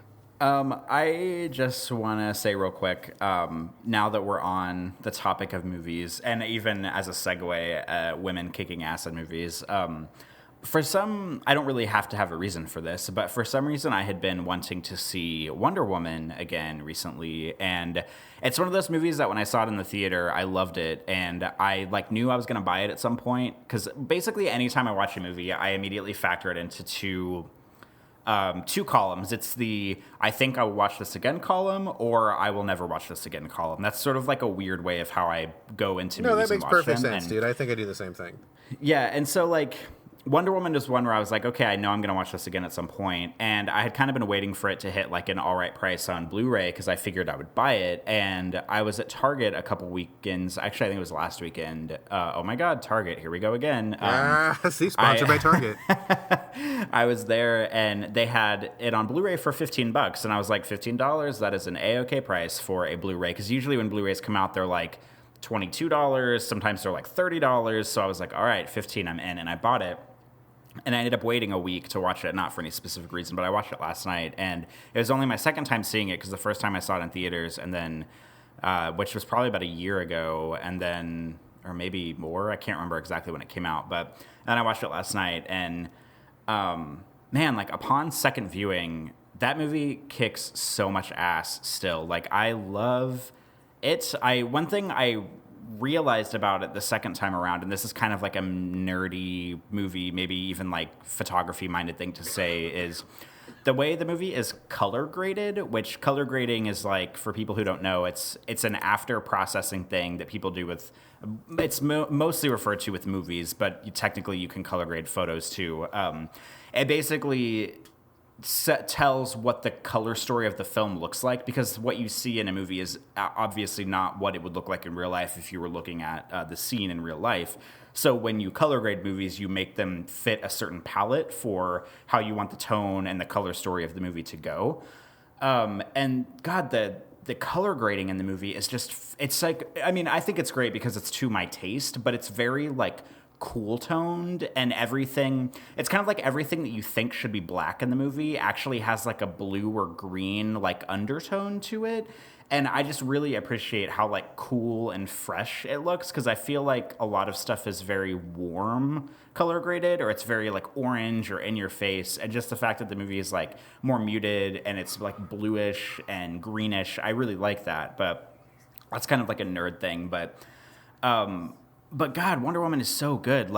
There's the whole sequence in the middle where that's probably the most talked about stuff in the movie, where she goes into no man's land, and it's the first time in the movie where she kind of takes off her cool fur coat, and she's wearing her Wonder Woman battle armor onesie thing, and has her shield and her lasso. And when I saw that in the theater, I cried because I thought it was just phenomenal. And of course, sitting in my living room last night, watching it for the second time, I cried through the entire No Man's Land sequence. And then there's an action sequence. There's two action sequences that are almost directly after that, where she goes into this kind of church-looking building, and she fights a bunch of dudes, and it has it's say what you will about its overuse of DC's cinematic slow motion, because it has a lot of cheesy slow motion in it, but I like that. I appreciate slow-mo in movies because it lets me see what the fuck's going on. I like whenever a movie will allow itself to take a breath and be hey, we're going to show you this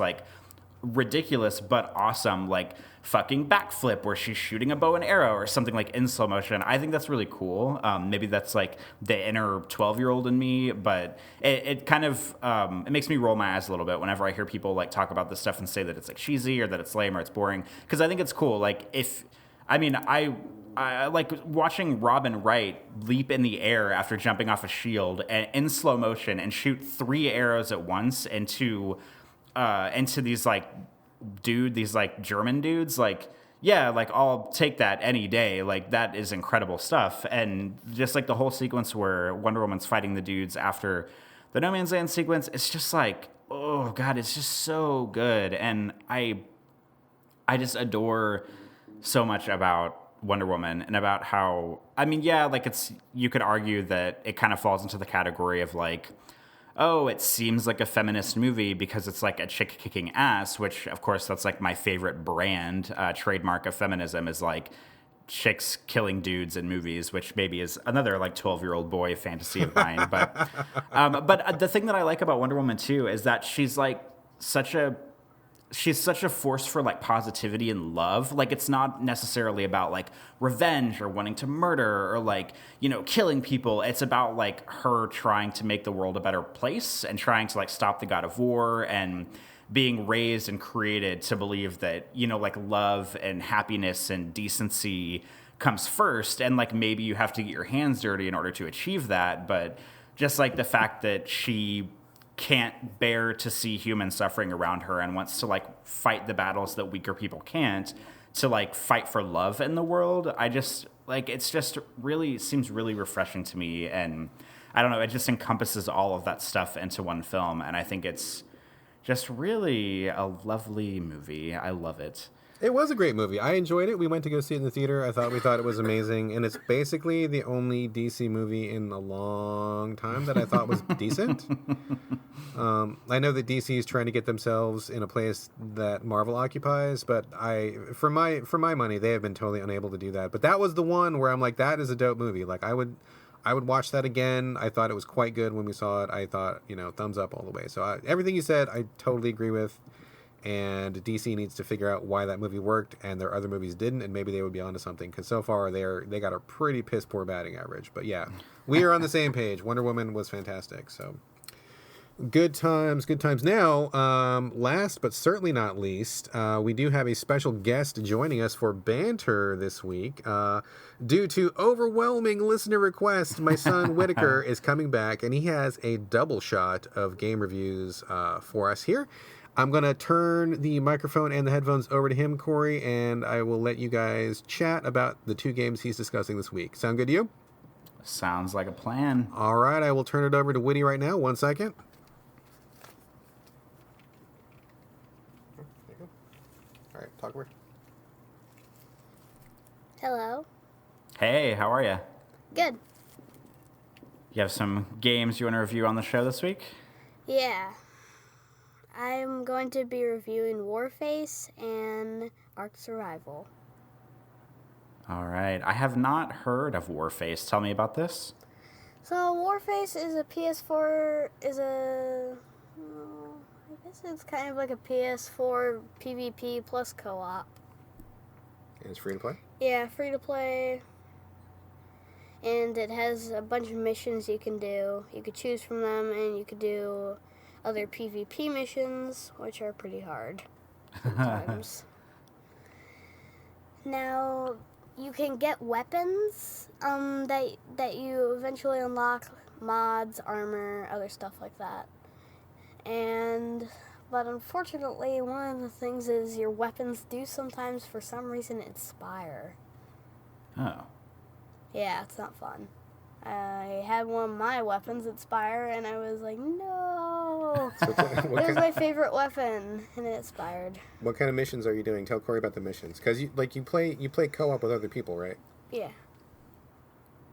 So I do co-op, plus I do PvP. The most PvP ones I do is, like, this capture the warhead, where you have to capture this nuclearized warhead from the enemy team or defend it.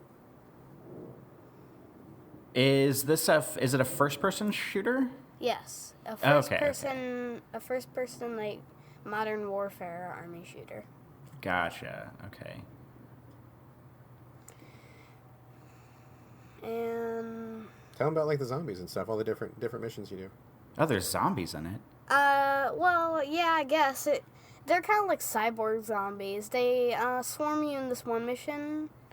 Where you go into the desert with your 3, I think it can be 4 other people, so like 5 people on your team. Alright, so... Well, what do you like about it? What's good about it? The mission is good because you get so many kills out of it, because there's a lot of zombies. And they're really fast, so I recommend you use the shotgun. The only way you can use other weapons is if you choose a different class. There are 4 classes: Engineer, Rifleman, Sniper, and Medic. Medics use shotguns, Riflemen use automatic rifles, Snipers use sniper rifles, and the engineers use submachine guns. I thought you were going to say engines. There's also a tank mission. If you're familiar with Overwatch, then it's kind of like that, where you have to get the tank to where it needs to be, and you have to protect the tank. Okay. That game, if you start out on, like, the first mission, it can be pretty easy, but once you get to, like, the special missions, when you unlock the engineer, you get these special missions, and when you do them, there's this one with a bunch of machine gun turrets, and it just keeps going for, like, 13 levels. Whoa. Yeah, it's a lot of levels. And Tell them about the other game. now we're on the Ark Survival. Now if some of the people listening have heard of it, then I don't think it'll need an explanation, but we'll explain it anyway. Good choice. So it's about, you wake up on a beach, not knowing why, with this weird diamond in your arm. And you just kind of walk around, look for stuff. It has food. So what kind of a game is it? Well, it's a survival game. Okay. A PvP survival. But you can choose the PvE. Okay. And so what do you start with? You start with nothing. Well, you start with something. I think it's like a sparkle, like a torch skin. It becomes like a sparkler. You start naked and with a sparkler? Yeah. Okay. That sounds like many parties. Well, with a sparkler skin, you need to get a torch to use the sparkler skin. And then what do you do? And then from there, you just kind of walk around. If you see this little hand thing, then you push Y and you can pick up berries and stuff like that. What do the berries do? The berries just keep you not from going hungry. They don't do much, which I recommend using meat. You'll probably encounter dinosaurs, other people that could be hostile, and for some reason, dodos. Dinosaurs. I think you buried the lead on this one. What did the dinosaurs do? The dinosaurs just kind of walk around. The worst ones are, hang on. The Dilophosaurus? The worst ones are the Dilophosaurus. They chase after you, and they will literally chase you across the map if they see you. So you just gotta keep running or kill them. So, Winnie, this is basically like a tree puncher game like Minecraft, right? You gotta, like, get resources, punch a tree, punch a rock, punch other people. You got punch trees, which hurts you, but it's the only way to get supplies without making a pickaxe, without not having a pickaxe. Just like real life. Yeah, basically. But it doesn't work. But it doesn't actually work that way. So tell Corey why you like this game. What is good about this game? Because Dad really dislikes this game. So why do you like this game? I think it's good because I don't like many survival challenges, but this specific one is pretty good. What kind of challenges do you do in it? So the challenge is to just basically survive, level up, do stuff like that. Before, I couldn't find out how to pick up stuff. You just have to push Y on when you see this hand, and then you push Y and then you can pick stuff up, like rocks, berries, other stuff like that. And that's also how you search stuff. So say you kill someone and they're laying on the ground, you can push Y to see their inventory and like take their stuff that they had. So tell Corey. So you had a problem finding meat because in this game it's really tough to survive. So what was your creative solution into finding meat? So my creative solution, I was actually with someone who didn't want to kill me. They were teaching me, like they were showing me somewhere. They killed a Dilophosaurus and they showed me to hit it while it's dead to harvest the meat.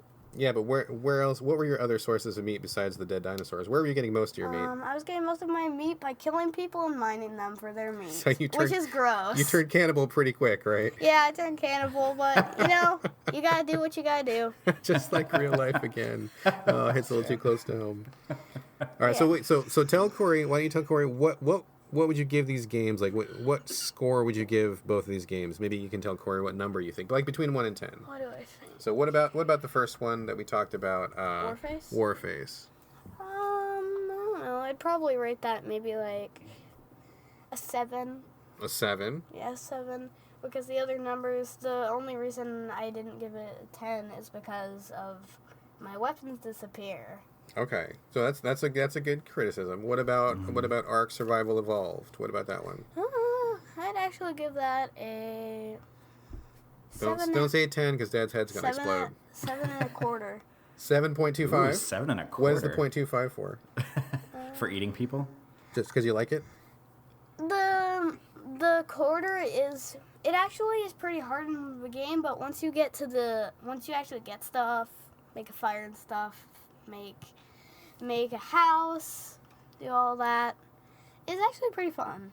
Okay, So so that quarter is having actual fun instead of like scavenging for stuff every 24/7. okay, a 0.25 just for funsies. I like it. That's the critic's prerogative. You can certainly do that. One more thing about Ark Survival. Okay, one more thing, and then we're gonna wrap it up. The best thing for hunting is you can tame dinosaurs and creatures. Oh, do the dinosaurs hunt for you after you tame them? Yeah, you can tame them, you can ride them. Like, I saw a person riding a Parasaurolophus. That's pretty crazy. And how you tame them, like, the only thing I've tamed is, like, a dodo, and that was, like, a big thing for me. So tell Corey how you tame the dodo. What is the technique for dodo taming? How do you tame the dodo? How you tame a dodo is literally all you do is knock it out, and then you take berries and you feed it to him. While it's unconscious? Yeah, and then once you give it to 100%, then it tames, and you get to name your dodo, and then he kind of just wanders around with you. So you knock him unconscious, you stuff berries down his throat, and when he wakes up, he's your friend? Well, he's not totally unconscious. He's like, he just has, I don't know how it works. You just knock him out, give him berries, All right. and then he just kind of follows you around. So just like with a dog or a cat, kind of the same process. Or with, like, me as a human being. If you put me to sleep and feed me, I will be your friend for life. Why don't you wrap it up? Okay. Alright. And dinosaurs are a little bit harder. That's Before you could tame like the bosses, but now you can only tame like big dinosaurs and dodos and stuff. And the T-Rexes are the hardest to tame. All right. Well, thank you for coming back on the show, Woody. Like, that was really fun. Corey, do you have any final questions for Woody? I was just going to say the dinosaur taming aspect sounds kind of like Far Cry Primal. Is it similar to that with taming wild animals in it? Yeah, it kind of does that, but instead of actually, I think you have to.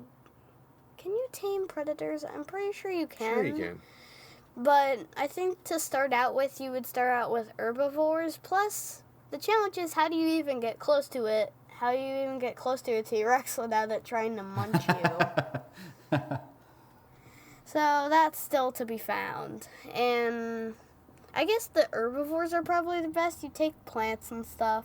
Sure. And you find like a dinosaur, like a Parasaurolophus, a Triceratops, stuff like that, and you just feed them, and then it goes up to 100%, and then you can take There you them. go.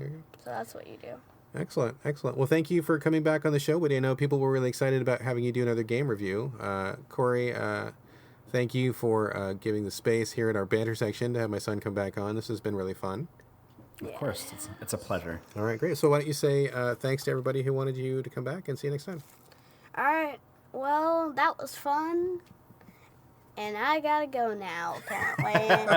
And Brad has to take over again. Brad? What? Don't call me Brad. Get out of here. It's the podcast. It's all business. All right, say bye. All right. Say bye. Bye. Bye, Whitty. Bye. That was funny. You're funny. All right. I could only hear you talking some of the time. I was trying to guide it in a good direction. Hopefully that went okay. Yeah, I think that was good. All right, cool. I think that's all I got. Unless you got anything, we should probably wrap it up and start talking about some games. Yeah, we can talk about games. Let's talk about games.